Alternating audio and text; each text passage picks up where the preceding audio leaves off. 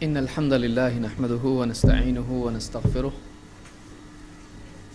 ونعوذ بالله من شرور أنفسنا ومن سيئات أعمالنا من يهده الله فلا مضل له ومن يضلل فلا هادي له وأشهد أن لا إله إلا الله وحده لا شريك له وأشهد أن محمدا عبده ورسوله أما بعد فإن خير الحديث كتاب الله وخير الهدي هدي محمد صلى الله عليه وسلم وشر الأمور محدثاتها وكل محدثة بدعة وكل بدعة ضلالة وكل ضلالة في النار.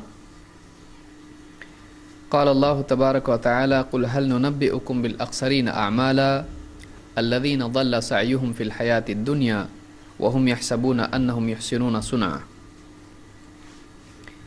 میرے دینی بھائیوں،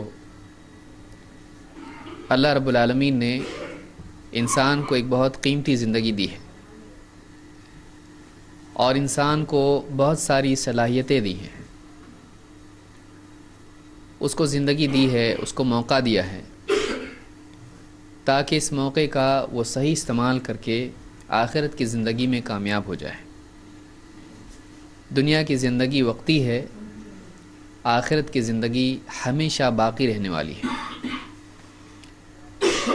اس زندگی میں انسان کی دنیا کی زندگی کے مطابق اس کو اچھا یا برا بدلہ دیا جائے گا. ایک انسان اگر دنیا میں واقعی صحیح زندگی گزار کے جائے تو آخرت میں جانے کے بعد اس کو اس زندگی کی بنیاد پر، ایمان اور عمل کی بنیاد پر اللہ کی طرف سے بہت بڑا انعام دیا جائے گا. ہمیشہ کی جنت اس کو ملے گی جس میں اس کی تمام چاہتیں پوری ہوں گی. لیکن اگر اس زندگی کا اس نے صحیح استعمال نہیں کیا، اگر اس زندگی میں وہ اپنی خواہشات کے پیچھے پڑا رہا، اپنی مرضی کو دین بنا کر اس پر چلتا رہا، تو زندگی بھی ختم ہو جائے گی اور موقع بھی ختم ہو جائے گا. ایک ایسا موقع جو واپس ملنے والا نہیں ہے. اس لیے اس زندگی کا غلط استعمال کرنے والا آدمی بہت بڑے خسارے، گھاٹے، نقصان میں ہے. اس زندگی کو صحیح استعمال کرنا چاہیے.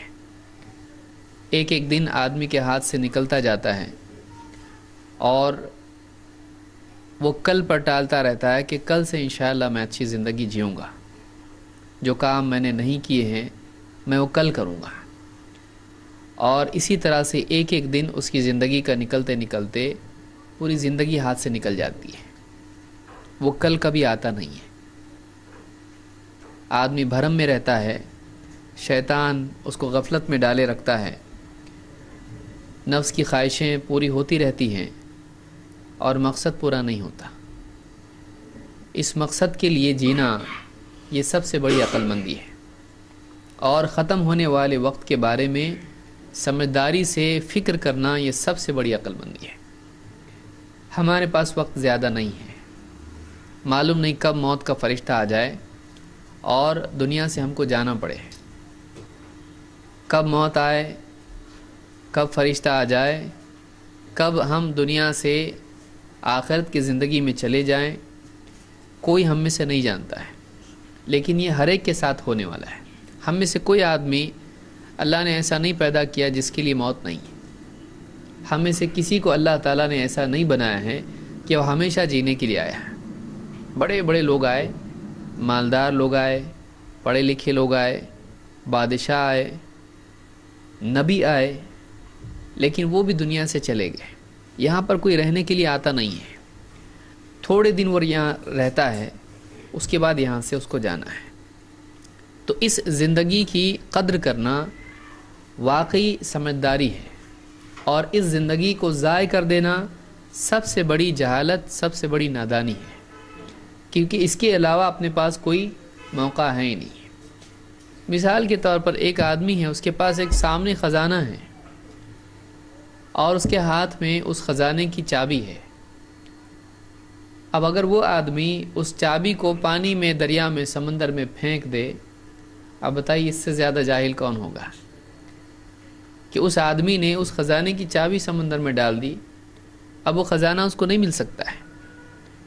یہ جو زندگی ہماری ہے، یہ جو جسم، یہ جو عقل، یہ جو صلاحیت، یہ سب کچھ جو اللہ نے ہم کو دیا ہے، یہ اس چابی کی طرح ہے۔ ہمارا وقت، ہماری زبان، ہماری آنکھیں، ہمارا جسم، ہمارا ہاتھ پاؤں، ہمارا عمل، وہ اس چابی کی طرح ہے۔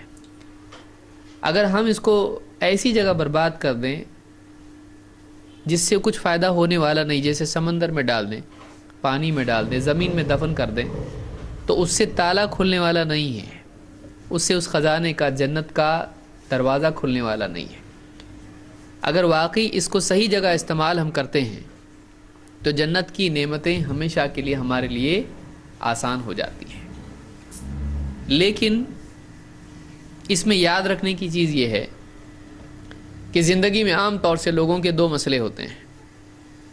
ایک تو یہ کہ جنت کی طلب کا وہ جذبہ نہیں ہوتا ہے جو ہونا چاہیے، اور بعض اوقات وہ جذبہ ہوتا ہے لیکن اس جذبے کے بعد جو آدمی عمل کرتا ہے وہ عمل صحیح نہیں ہوتا ہے۔ ایک آدمی، اس کے پاس چابی ہے اور وہ خزانے کا تالا کھولنے کے لیے تیار نہیں، بس بیٹھا ہوا ہے، کیا اس کو خزانہ ملے گا؟ نہیں، اس کو کچھ بھی ملنے والا نہیں ہے۔ اس کے پاس چابی ہے لیکن وہ اس تالے کو کھولنے کی محنت کرنے کے لیے تیار نہیں ہے۔ زیادہ کام کچھ ہے نہیں، بس تھوڑا سا کام ہے، لیکن وہ اتنا سست ہو چکا ہے کہ وہ اپنی جگہ پر بیٹھا اور چاہ رہا ہے کہ تالا اپنے آپ کھل جائے اور اس کی ساری نعمتیں اس کے سامنے آ جائیں، ساری خزانے کی چیزیں اس کے سامنے آ جائیں۔ یہ آدمی نادان ہے، چابی ہو کے بھی یہ فقیر کا فقیر بھکاری رہے گا، کچھ نہیں اس کے پاس، مانگنے سے کچھ ملتا نہیں ہے، اس کی کوشش کرنی پڑتی ہے۔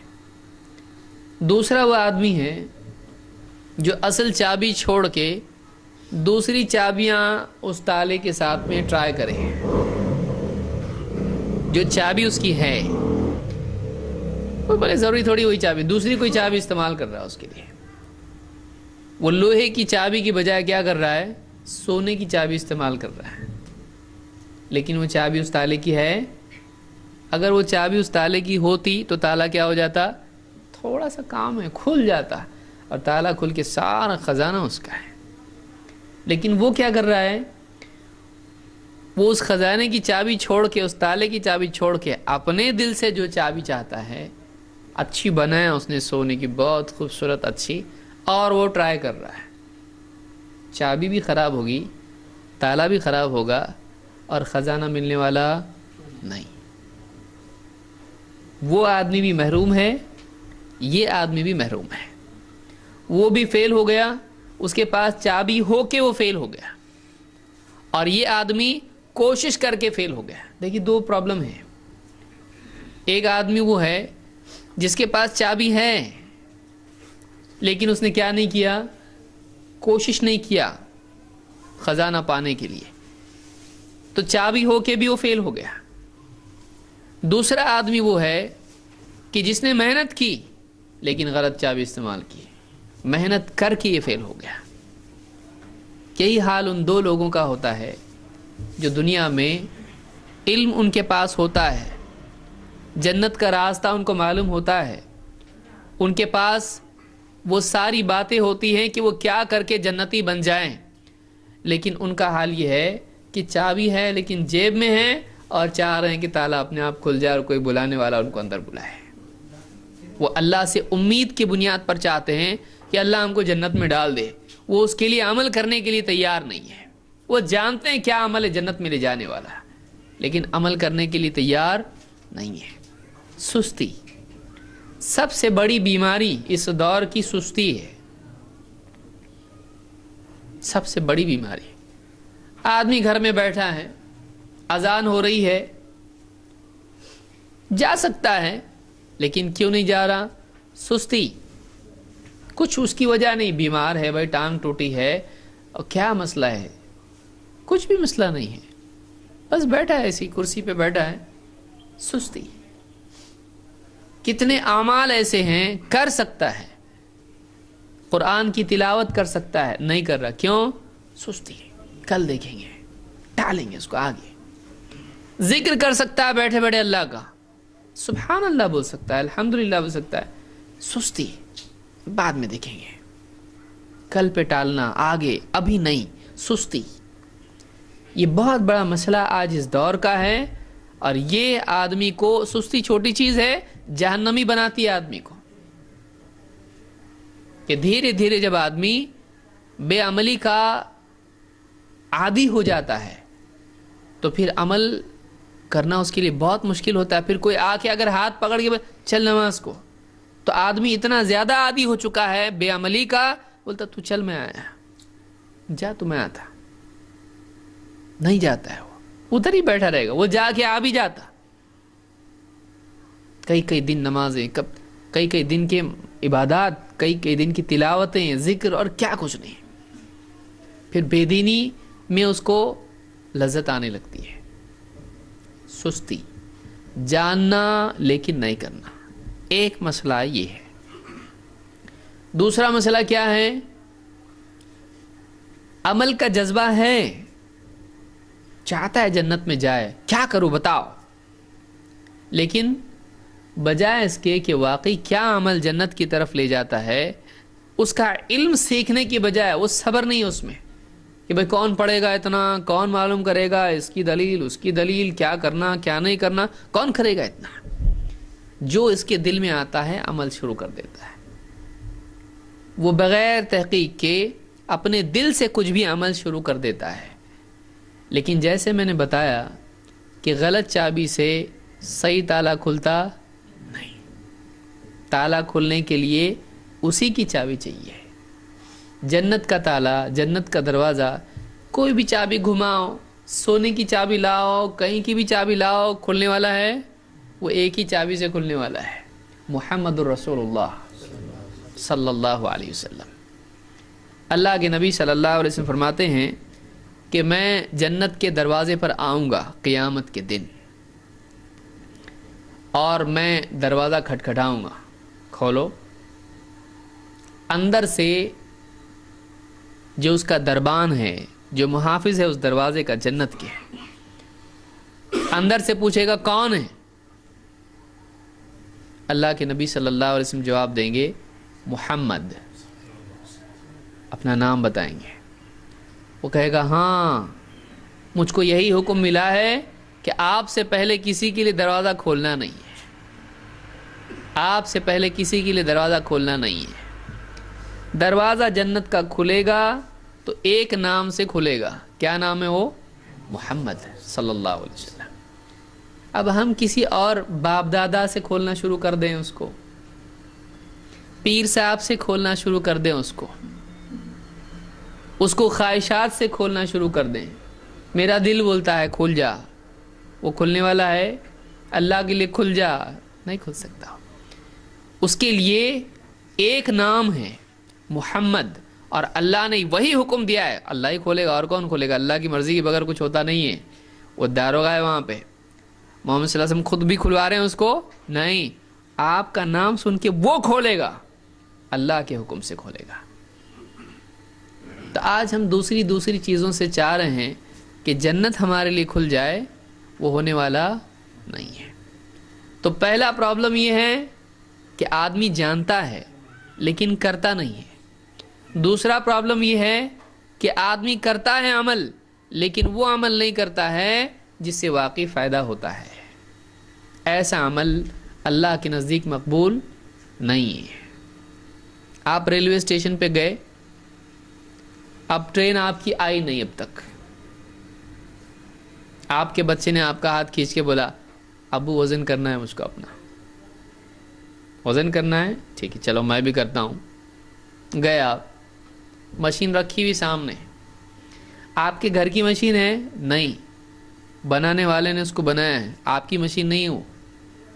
کیا کرنا پڑتا ہے؟ وہاں پڑھا آپ نے, اس پہ لکھا ہوا ہے 1 روپے کا سکہ, 50 پیسے کے 2 سکے. جو کمپنی نے طے کیا ہے وہ بتا دیا بھائی یہ سکے ڈالو اور ٹھہرو, اس کے اوپر وزن آپ کا آ جائے گا. کچھ زیادہ کرنے کی ضرورت نہیں, خالی کیا کرو آپ 1 روپے کا سکہ ڈالو اس میں, کچھ کرنے کی ضرورت نہیں ہے. اب آپ بولے میرے پاس 1 روپے کا سکہ تو ہے نہیں, میرے پاس 10 روپے کی نوٹ ہے. 10 روپے گئے تو بھی چلتا, بچہ بہت ضد کر رہا میرا.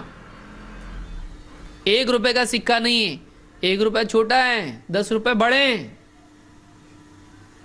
10 روپے کی نوٹ آپ نے نکالی, لے لے گڈو کا وزن. آپ دیکھ رہے آ رہا نہیں, آ رہا نہیں, آ رہا نہیں, وزن کیوں نہیں آ رہا؟ جلدی آنا چاہیے. 1 روپے والوں کا آ جاتا. 10 روپے دیا ہے بھائی, اور پہلے آنا چاہیے, اور شکریہ بھی آنا چاہیے بھائی. 10 روپے دیا آپ نے, کچھ آ رہا ہے, مشین کی آواز بھی نہیں آ رہی, اندر کچھ پروسیس ہی نہیں ہو رہا ہے. ادھر ادھر آپ دیکھے,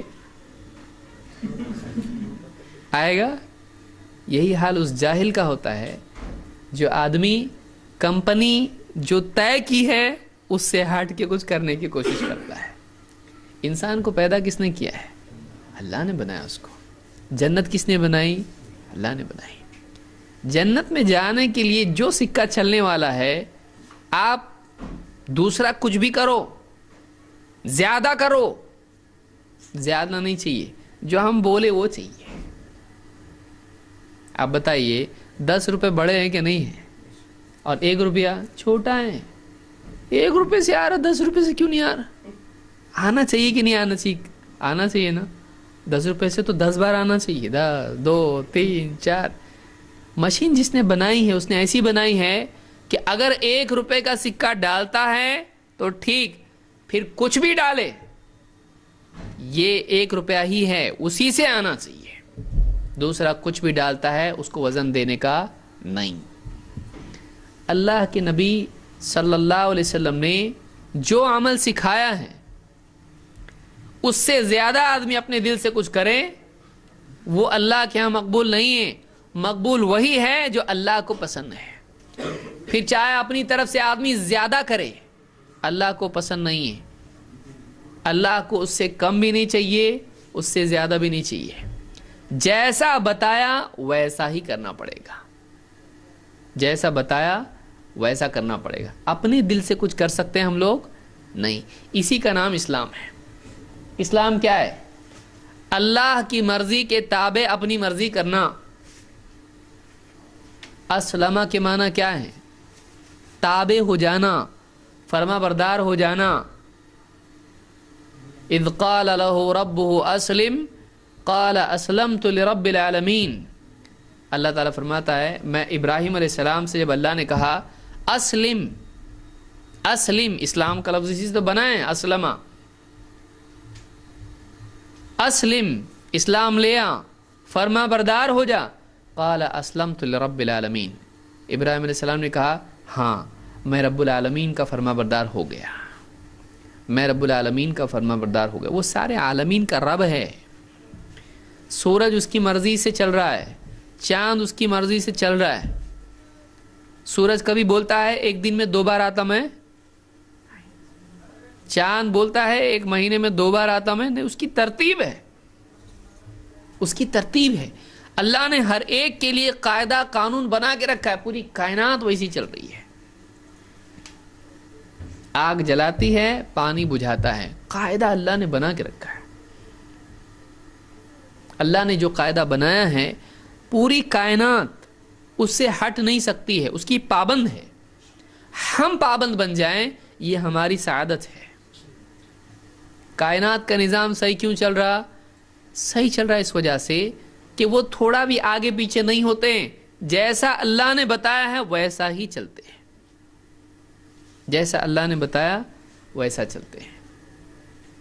جو ترتیب اللہ نے رکھی ہے اس کی پابند پوری کائنات ہے. انسان سے کیا مطالبہ ہے؟ تو بھی ایسے ہی پابند ہو جا.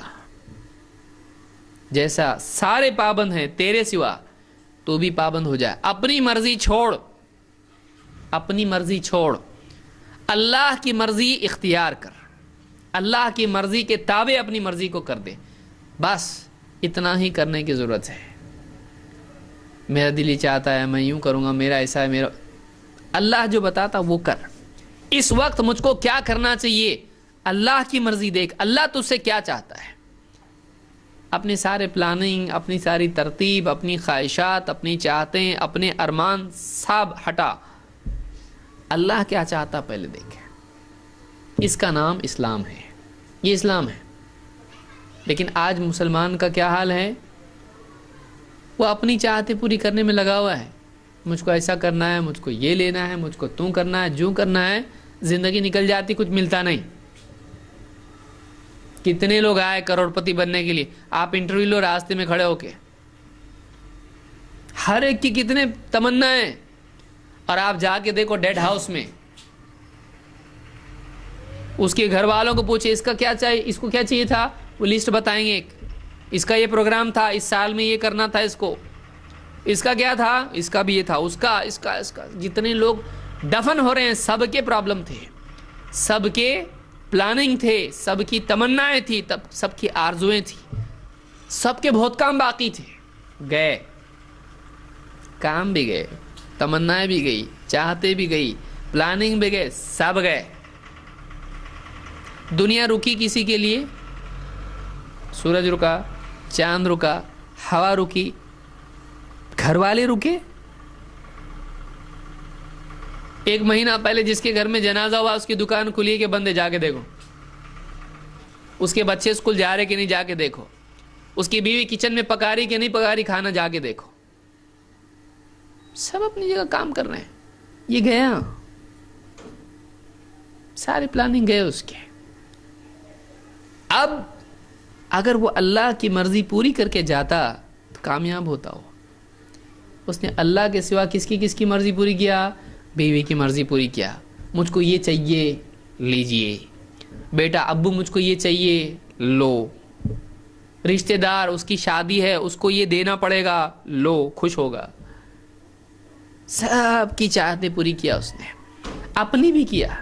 یہ کھانے کو دل کر رہا، وہ پینے کو دل کر رہا، یہ پہننے کو دل کر رہا، یہ گاڑی چاہیے، یہ موٹر چاہیے، یہ کمپیوٹر چاہیے، یہ فلانی چیز چاہیے، یہ موبائل چاہیے.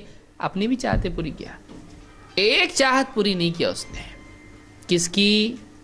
جس کی چاہت ساری کائنات پوری کرتی ہے، جس کی مرضی کے آگے سب کی مرضیاں ختم ہو جاتی ہیں. اگر وہ چاہے تو وہی ہوتا ہے پھر. کیونکہ اس کو جینا تھا، اس کو رکھنا نہیں تھا. اس کو آپ کون، کس کی چاہت پوری ہوئی؟ جو گیا زندگی بھر اس کی چاہت پوری کرنے سے رہا. اس کی چاہت کیا تھی؟ مجھ کو رہنا ہے یہاں پہ. اس کی چاہت کیا تھی؟ اس کو رکھنا نہیں ہے، اس کو رکھنا نہیں ہے. کس کی چاہت پوری ہوئی؟ اس کی. لیکن یہ فیل ہو گیا. کیوں؟ اس لیے کہ اس نے اپنے دل سے اس کی چاہت پوری نہیں کی. یہ زندگی بھر اس سے بھاگتا رہا. پکڑا، اس لے کے گیا فرشتہ. بھاگنے والے کو جب پکڑ کے لے جایا جاتا ہے تو مجرم ہوتا ہے. وہ مجرم کی طرح دنیا سے گیا. یہ بھاگ رہا تھا اللہ سے. کتنا بھاگے گا تو؟ فرشتہ آیا، اٹھا کے لے کے گیا. یہ مجرم گیا. اور ایک وہ آدمی تھا جو اللہ کی طرف دوڑ رہا تھا، اللہ مل جائے مجھ کو. اور فرشتہ راستے میں مل گیا. چل یا ایتھا النفس المطمئنہ ارجعی الی ربک. کیونکہ وہ اس کا حال کیا تھا؟ ففروا الی اللہ، دوڑو اللہ کی طرف. وہ اللہ کی طرف دوڑ رہا تھا. فرشتہ آیا، اس کی دوڑ اور آسان ہو گئی. چل اب دوڑنے کی ضرورت نہیں، ہم لے جاتے تیرے کو، ہم لے جاتے اللہ کے پاس تجھ کو. یہ کیسا گیا؟ یہ مہمان کی طرح گیا ہے، عزت کے ساتھ گیا. اللہ نے اس کی دوڑ آسان کر دی، اس کو جلدی پہنچایا اللہ نے.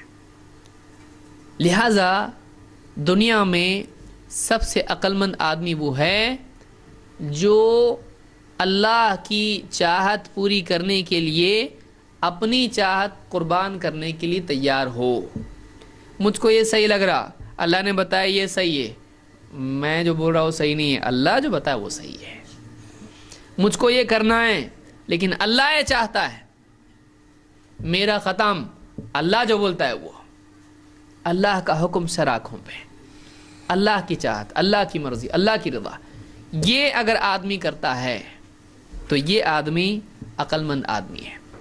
نہیں، دنیا بھی گئی، آخرت بھی گئی.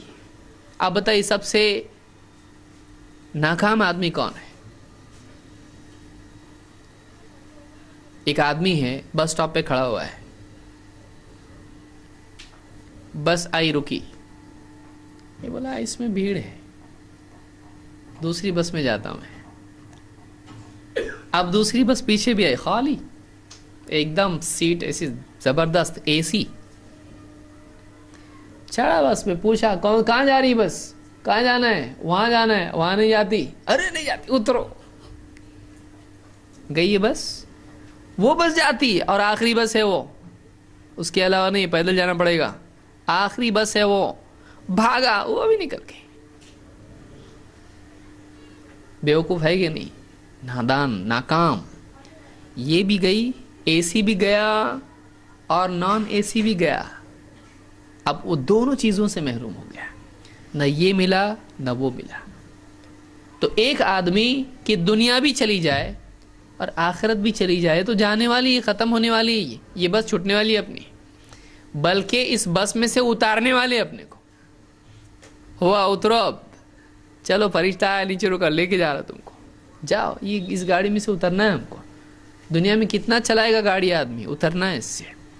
لیکن وہ جنت والی گاڑی چھوڑ گئی,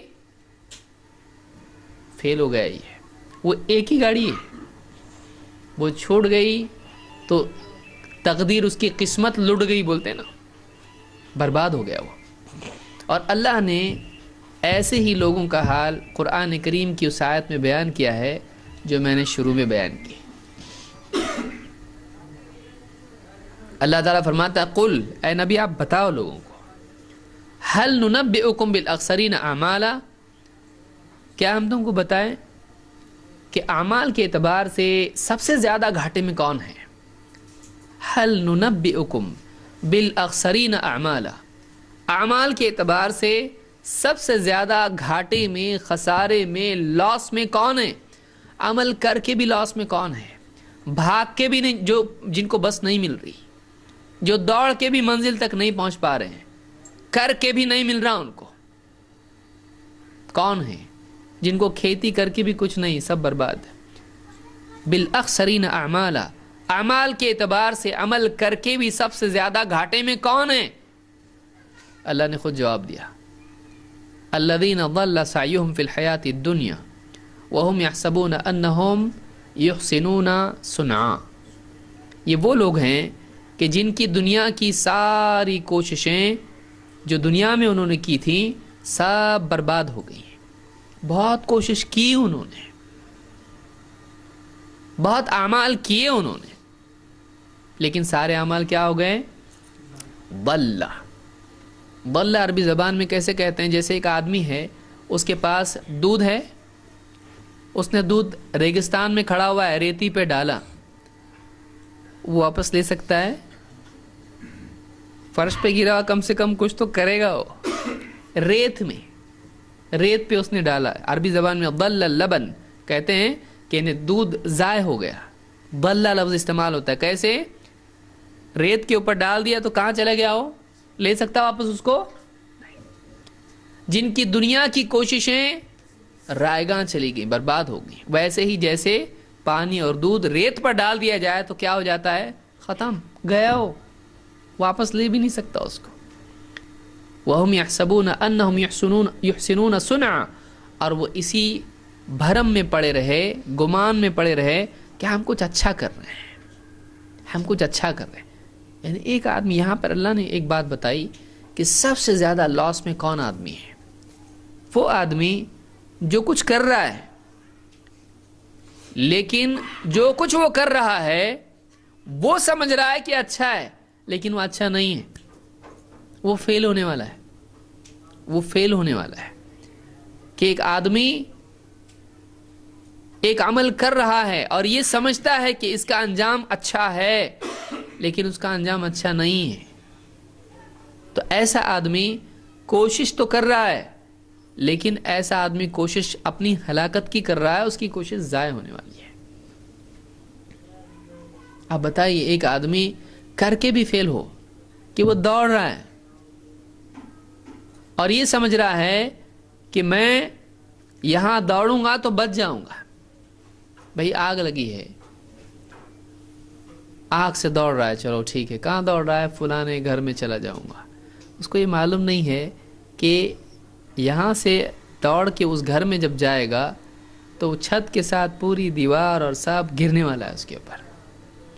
तो ये आदमी भाग रहा है तो किस तरफ भाग रहा है? ये अपनी हलाकत, अपनी मौत की तरफ भाग रहा है।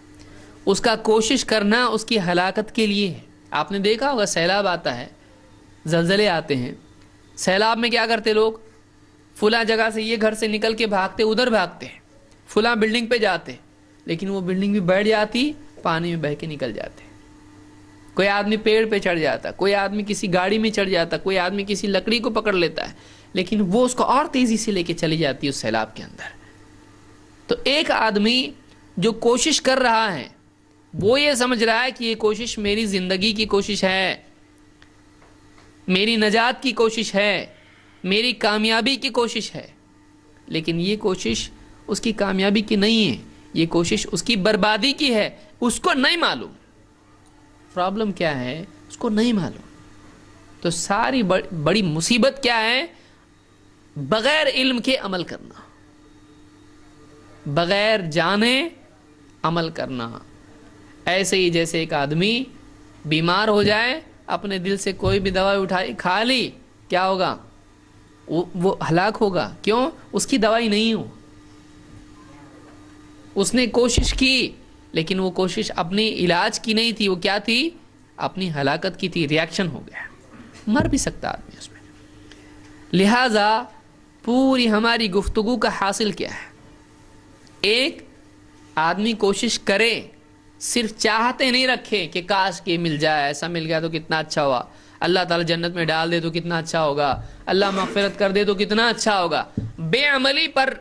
बेअमली पर कामयाबी की इमारत तामीर करना बेवकूफ़ी है। कुछ कर रहा नहीं और चाह रहा है कि उगे। एक आदमी हाथ में ले रहा है अनाज, कितना अच्छा है ना, बहुत हाई क्वालिटी का चावल है, खेत में उगेगा, वो जेब में लेके घूम रहा, उसको बोरी में रखा उसने। अच्छा, खेत में नहीं उगेगा जब तक कि खेती नहीं करेगा। ये जमीन दुनिया की खेती का हाल है। आखिरत की खेती का क्या है? हो जाएगी, उग जाएगी ऐसे ही बगैर मेहनत के। काश कि अपना आखिरत में ऐसा हो। तमन्ना से कुछ नहीं होता, तमन्नाओं से कुछ नहीं होता। लैसा बिअमानिय्यिकुम वला अमानी अहल किताब। तुम्हारी तमन्ना से भी कुछ नहीं होता और अहले किताब की तमन्ना से भी कुछ नहीं होता। सिर्फ तमन्ना से दुनिया में कुछ होता, काश के घर में बिरयानी बन जाए और बीवी मैके में।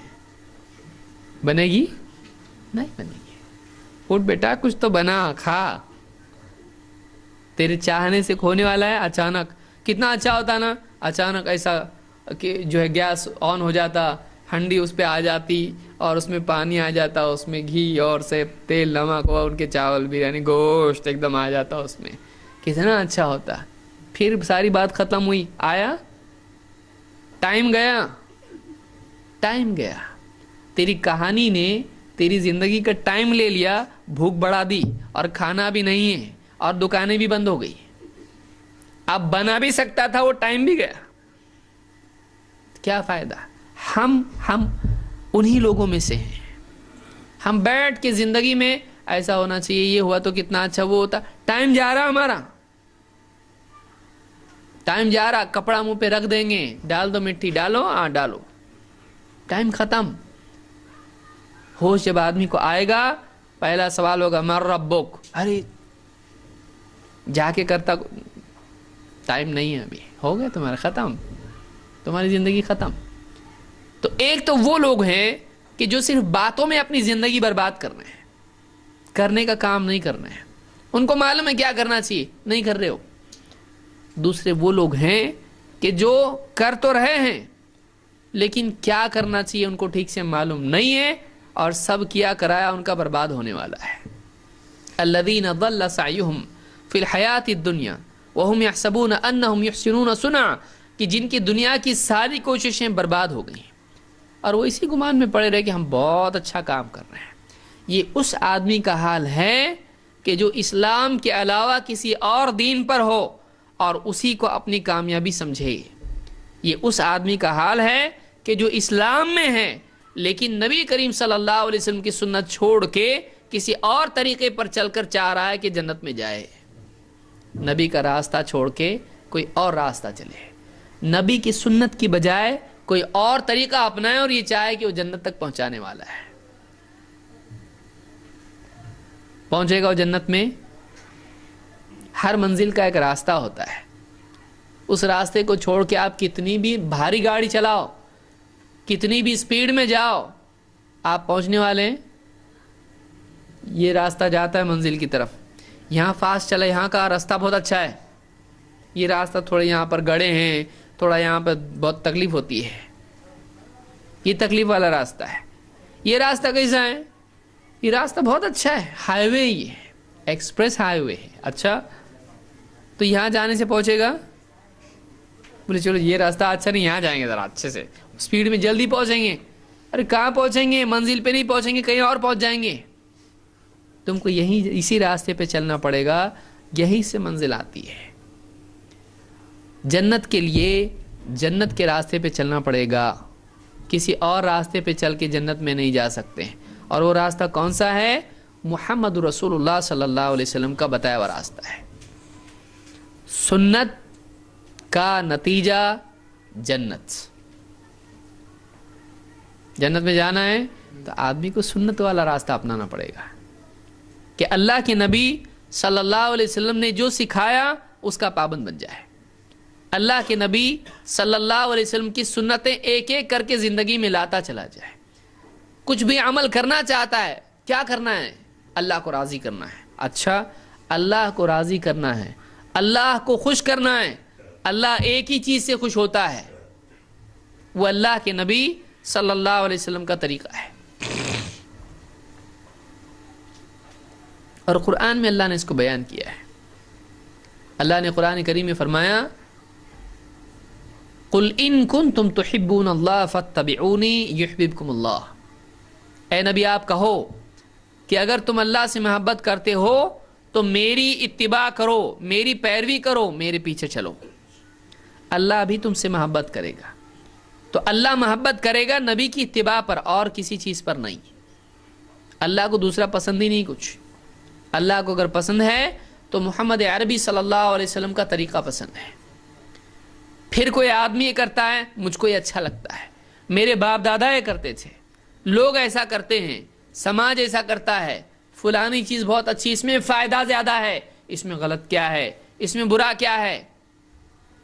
کچھ بھی کر, ایک چیز کرے گا تو ہی اللہ خوش ہوگا, وہ کیا ہے؟ سنت. اس کے علاوہ تو کچھ بھی کر, اللہ کو پسند نہیں ہے. وہ اللہ کو ایک ہی چیز پسند ہے, وہ اللہ کے نبی صلی اللہ علیہ وسلم کی سنت. اسی سے جنت کا دروازہ کھلنے والا ہے, اس کے علاوہ کچھ نہیں. سنت کے بالمقابل کیا ہیں؟ سنت کے بالمقابل ہے بدعت. بدعت کہتے کس کو ہے؟ بدعت کہتے ہیں دین کے کامل ہو جانے کے بعد اس میں اپنی طرف سے کوئی اضافہ تبدیلی کرنا. بدعہ کے معنی عربی زبان میں نئی چیز کے ہوتے ہیں. نئی چیز. دین کامل ہو چکا ہے کہ نہیں ہو چکا ہے؟ اللہ نے قرآن کریم میں فرمایا, الیوم اکملت لکم دینکم, آج میں نے تمہارے دین کو تمہارے لیے کامل کر دیا. دین کامل ہے, اللہ نے پورا دین دے دیا ہے. کیا کرنا چاہیے, کیا نہیں کرنا چاہیے, اللہ کس سے خوش ہوتا ہے, کس سے ناراض ہوتا ہے, کس سے جنت ملتی ہے, کس سے جہنم ملتی ہے, بتا دیا اللہ نے.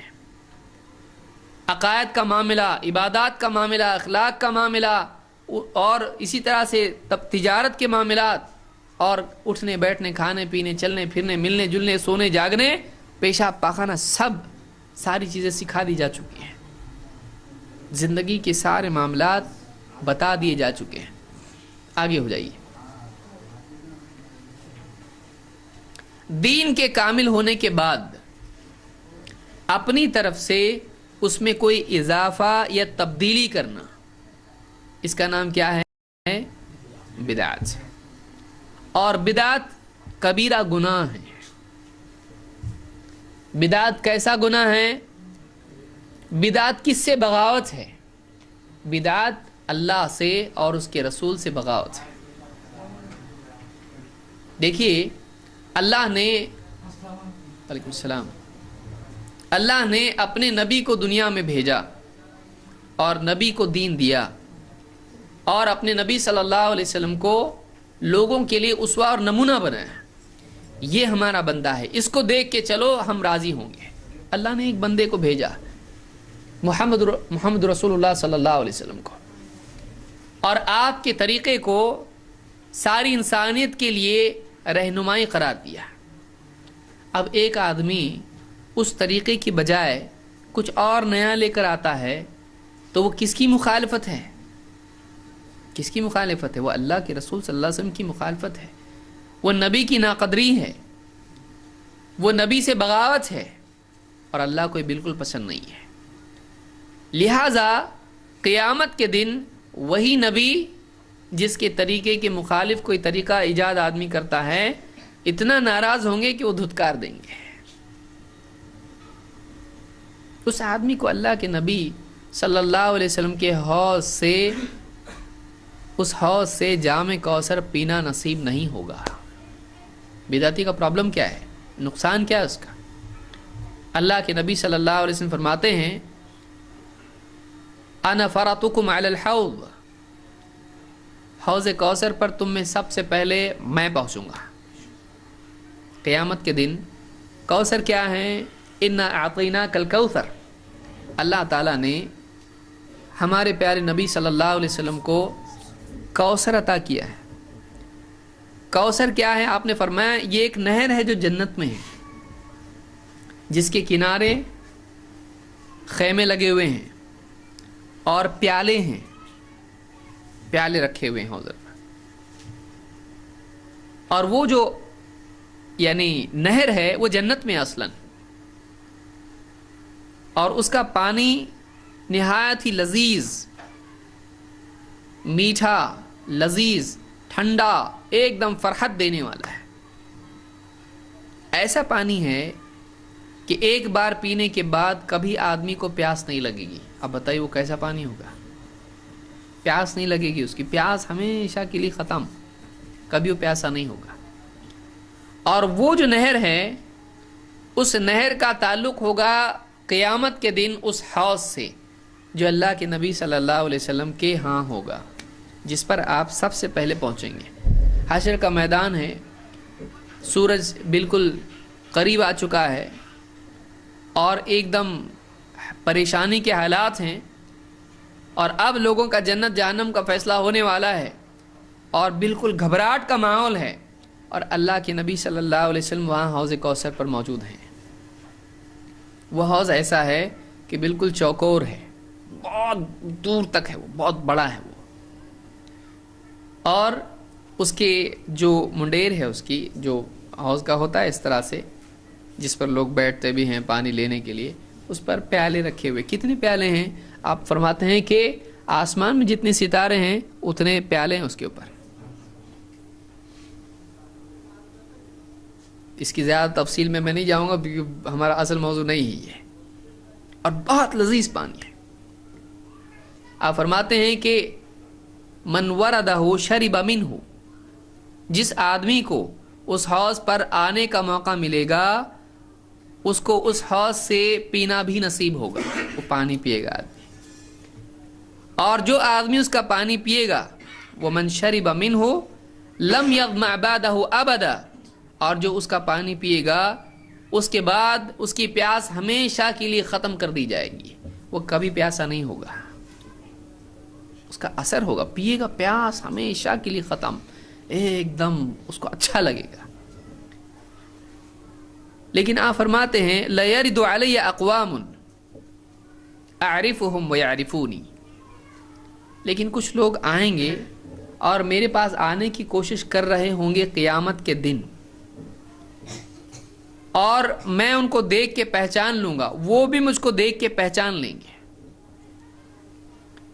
ثُمَّ يُحَالُ بَيْنِي وَبَيْنَهُمْ، لیکن پھر میرے اور ان کے بیچ میں رکاوٹ پیدا کر دی جائے گی، ان کو روک دیا جائے گا، آنے نہیں دیا جائے گا مجھ تک۔ نبی صلی اللہ علیہ وسلم تک پہنچنا نصیب نہیں ہوگا ان لوگوں کو. نبی کے پاس جانا چاہ رہے ہیں. آپ بتائیے آج اگر کسی کو موقع ملتا اگر اللہ کے نبی صلی اللہ علیہ وسلم سے ملنے کے لیے, تو کیا وہ پیچھے رہتا؟ کوئی مسلمان اس سے امید ہو سکتی ہے؟ حشر کا میدان ہے, سامنے نبی دکھائی دے رہے ہیں, اللہ کے نبی صلی اللہ علیہ وسلم سامنے دکھ رہے ہیں, ہمارے نبی ہیں, اور وہ آنے کی کوشش کرے گا کیونکہ پیاس بھی اتنی زیادہ ہوگی. قیامت کا دن ہے, اتنی, آپ بتائیے دھوپ میں آدمی کھڑا ہے, ایسی دھوپ جس میں کوئی سایہ نہیں. کوئی سایہ ہوگا قیامت کے دن؟ کوئی سایہ نہیں, سوائے عرش کے سایہ کے کوئی سایہ نہیں ہوگا. پیاس سے پریشان مخلوق, وہ حوض پر آنے کی کوشش کریں گے, نبی کے پاس آنے کی کوشش کریں گے, اللہ کے نبی صلی اللہ علیہ وسلم سے ملنے کی کوشش کریں گے. آپ فرماتے ہیں ثم یحال بینی و بینہم, میرے ان کے بیچ میں رکاوٹ پیدا ہو جائے گی, ان کو آنے نہیں دیا جائے گا, فرشتے ان کو روکیں گے. فاقول انہم منی, میں فرشتوں سے کہوں گا کیوں روکتے ہیں ان کو, وہ تو میرے آدمی ہیں, میرے لوگ ہیں, میرے امتی ہیں, آنے دو ان کو, میرے ہیں وہ, پرائے نہیں ہیں وہ میرے ہیں. لیکن فرشتے کیا کہیں گے؟ فرشتے کہیں گے نہیں, انک لا تدری ما بدلوا بعدک, اے نبی آپ کو معلوم نہیں آپ کے بعد انہوں نے دین میں کیا کیا تبدیلیاں کر دی, آپ کو نہیں معلوم. انہوں نے دین میں چینجز کر دیے, آپ دین چھوڑ کے گئے تھے, انہوں نے آنے کے بعد اس دین میں چینج کر دیا, اپنے دل سے کچھ بھی داخل کر دیا دین کے اندر. انک لا تدری ما احدثوا بعدک, آپ کو نہیں معلوم انہوں نے دین میں کیا کیا بدعتیں نکال لی. اب آپ بتائیے فرشتوں کا جو جواب ہوگا, اللہ کے نبی صلی اللہ علیہ وسلم فرشتوں کے روکنے پہ ان کو کہہ رہے تھے آنے دو ان کو, میرے امتی ہیں, وہ میرے لوگ ہیں یہ. لیکن جب فرشتے بتائیں گے آپ کو نہیں معلوم اللہ کے رسول ان لوگوں نے دین میں چینج کر دیا, اتنا ڈینجر گناہ کر کے آئے ہیں, ان کا گناہ چھوٹا نہیں ہے, یہ باغی ہیں اللہ کے, یہ باغی ہیں رسول اللہ صلی اللہ علیہ وسلم کے, انہوں نے تو پورا قانون ہی تبدیل کر دیا, انہوں نے قانون میں چینجز کیے, اللہ کے قانون میں, رسول کے قانون میں, انہوں نے شریعت میں تبدیلی کر دی. انک لا تدری ما بدلوا بعدک, آپ کو نہیں معلوم انہوں نے کیا کیا چینجز کر دیے دین میں, آپ کو نہیں معلوم اللہ کے رسول. جب یہ جواب سنیں گے فرشتوں کا اللہ کے نبی صلی اللہ علیہ وسلم, تو آپ دیکھیے اللہ کے رسول صلی اللہ علیہ وسلم خود کہہ رہے تھے آنے دو, اب آپ ان سے بھی زیادہ سختی سے آپ کہیں گے سحقن سحقن لمن بدل بعدی, ایسا دور ہو جاؤ, دوری ہو ان لوگوں کے لیے جنہوں نے میرے بعد دین میں تبدیلیاں کر دی. اب تک تو صرف فرشتے روک رہے تھے, اب تک تو صرف فرشتے ان کو دور کر رہے تھے نبی سے, اب اگر نبی خود کہہ دے مت آؤ میرے نزدیک, آنے مت دو ان لوگوں کو میرے نزدیک, یہ برے لوگ ہیں, کیوں مت آنے دو ان کو؟ حدیث کے الفاظ دیکھیے, سحقن سحقن لمن بدل بعدی, دوری ہو ان لوگوں کے لیے جنہوں نے میرے بعد تبدیلی کی. میرے بعد تبدیلی کرنا دین میں اتنا بڑا جرم ہے کہ ان لوگوں کو میرے قریب بھی آنے مت دو, ان کو میرے قریب آنے مت دو, ان کو دور کرو. تو معلوم یہ ہوا کہ بدعت دنیا میں سنت سے دور کرتی ہے, قیامت کے دن نبی کریم صلی اللہ علیہ وسلم سے دور کرتی ہے, اور جنت سے دور کرتی ہے. جنت میں نہیں جائے گا, حوض کوثر پہ نصیب نہیں, اور آپ بتائیے کیسے جنت میں جائے گا؟ ساری سزا مل کے, اگر وہ اسلام پہ تھا, ساری سزا بھگت کے پھر اللہ چاہے تو جنت میں ڈالا جائے گا, ورنہ نہیں. لہذا بدعت چھوٹی چیز نہیں ہے, بدعت چھوٹی چیز نہیں ہے. ایک آدمی ہے وہ چوری کرتا ہے, دھوکہ دیتا ہے, گناہ ہے, گورنمنٹ اس کو, حکومت اس کو, بادشاہ اس کو سزا دیتا ہے, چوری کیا اس کی سزا ہے, یہ اس کی سزا ہے. اب وہ آدمی اپنی طرف سے نقلی نوٹ چھاپتا ہے اور یہ بولتا ہے کہ یہ حکومت کی طرف سے ہے. آپ بتائیے زیادہ سخت ناراض حکومت کس سے ہوتی ہے؟ چوری کرنے والے بہت سارے لوگ چوری کرتے ہیں، لیکن اس آدمی کا گناہ زیادہ بڑا مانا جاتا ہے. کیوں؟ اس لیے کہ اس نے گورنمنٹ سے فراڈ کی کوشش کی ہے. اس نے عام لوگوں سے نہیں، اس نے حکومت سے، بادشاہ سے جھوٹا سکہ یہ چلا رہا ہے، جھوٹی نوٹ یہ چلا رہا ہے. یہ آدمی زیادہ خطرناک مجرم ہے. یہ آدمی باغی مانا جاتا ہے گورنمنٹ کا. آپ بتائیے کوئی آدمی کسی سے پیپر پہ لکھا کے لے لے کچھ بھی غلط باتیں، غلط ہے، وہ گناہ گار ہے وہ. لیکن اپنی طرف سے نقلی بانڈ پیپر آدمی بنائے، کورٹ چھوڑتی اس کو، وہ بڑا گناہ گار ہے. کیوں؟ اس نے تو چیٹنگ پبلک سے نہیں کیا، اس نے چیٹنگ گورنمنٹ سے کیا، اس نے بغاوت کیا ہے.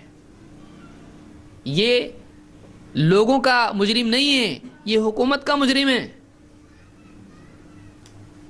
جو آدمی شراب پی رہا ہے، چوری کر رہا ہے، جوا کھیل رہا ہے، یہ گناہ گار ہے، برا ہی ہے. لیکن اس سے بڑا گناہ گار وہ ہے جو اللہ کے دین کو چینج کر دے رہا ہے، جو اللہ کے دین کو چینج کر رہا ہے. جو آدمی نماز کو نہیں جا رہا ہے برا ہے، لیکن جو آدمی مسجد توڑ رہا ہے، جو آدمی مسجد خراب کر رہا ہے، قبلہ بدل رہا ہے. بھائی دو آدمی ہیں، ایک آدمی ہے جو نماز نہیں پڑھ رہا ہے، گناہ گار ہے کہ نہیں ہے، اور دوسرا آدمی وہ ہے جو سب کو بول رہا ہے ادھر مت پڑھو نماز، ادھر پڑھو، دوسری طرف قبلہ ہے. بڑا مجرم کون ہے؟ انفرادی گناہ ہے، اس کا نماز نہیں پڑھنا اس کا اپنا گناہ ہے. لیکن ایک آدمی قبلہ ہی بدل دے رہا ہے، وہ دین میں چینجز کر دے رہا ہے. وہ آدمی اگر نماز پڑھے بھی تب بھی گناہ گار ہے، کیونکہ یہ آدمی دین ہی کو چینج کر رہا ہے، یہ دین کا ڈھانچہ بدل رہا ہے. یہ بڑا مجرم ہے کیونکہ اللہ کی طرف سے بھیجی ہوئی چیز کو چینج کر رہا ہے.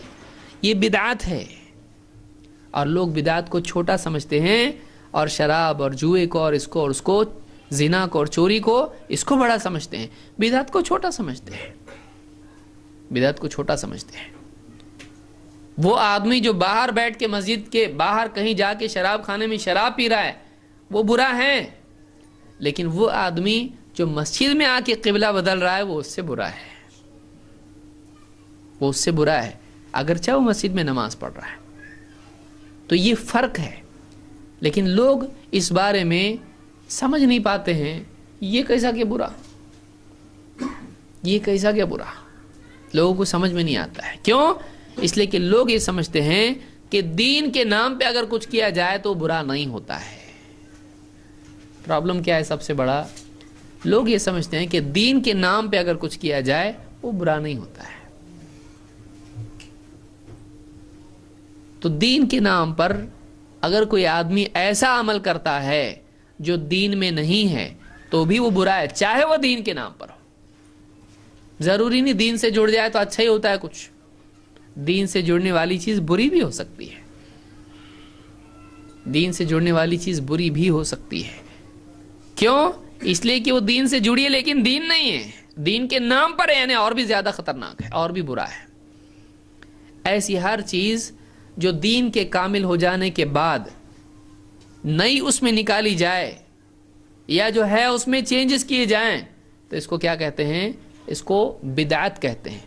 اور بدعت شراب اور جوا اور چوری اور زنا سے بڑا گناہ ہے.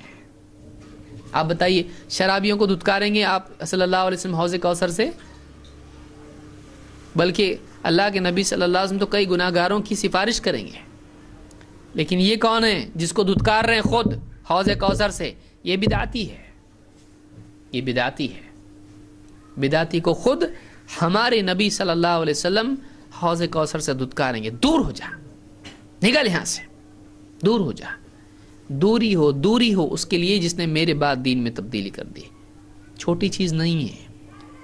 تو آدمی کی سعادت اس میں ہے جو دین ہے جو کا تو اس پہ عمل کرنا، ایسا بتایا ویسے ہی کرنا.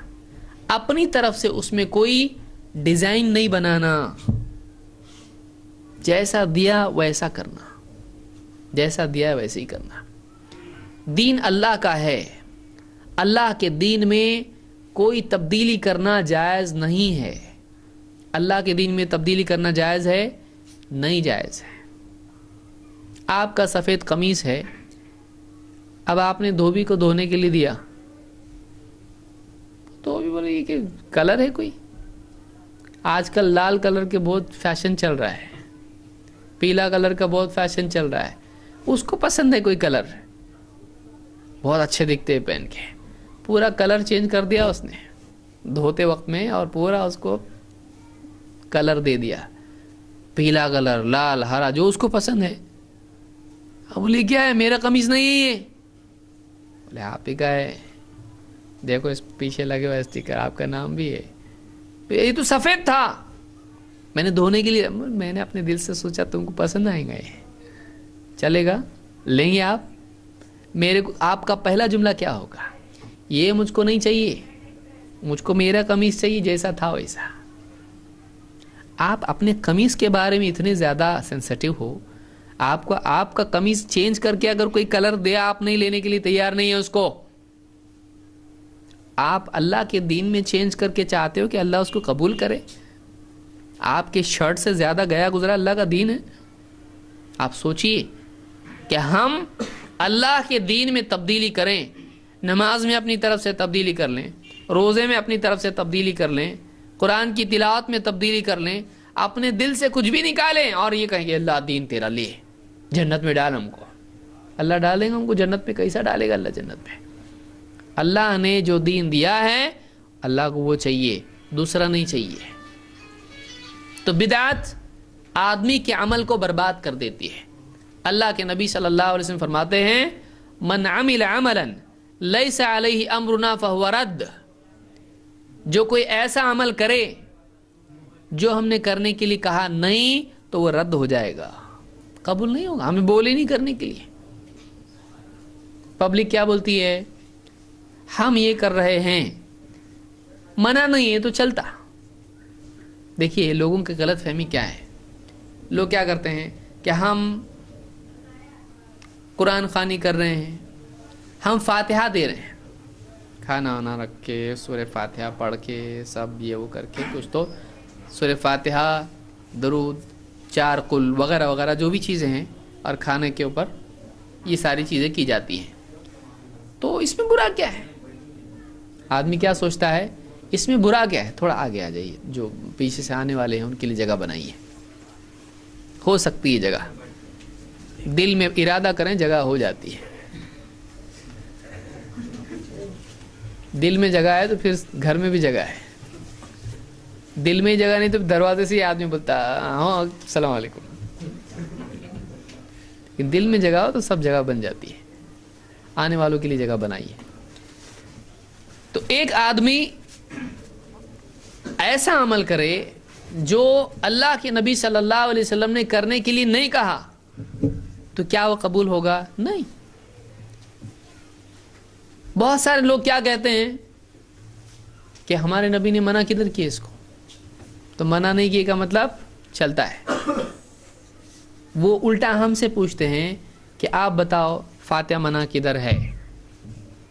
منع نہیں ہے نا، چلتا۔ تو ہر وہ چیز جو منع نہیں ہو وہ چلتا۔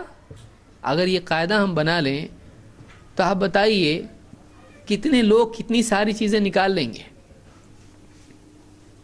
مثال کے طور پر کوئی آدمی کل کو براؤن شوگر، آپ جانتے ہیں گرد، اتنے بولے والے تو نہیں، سب کو معلوم ہوگا،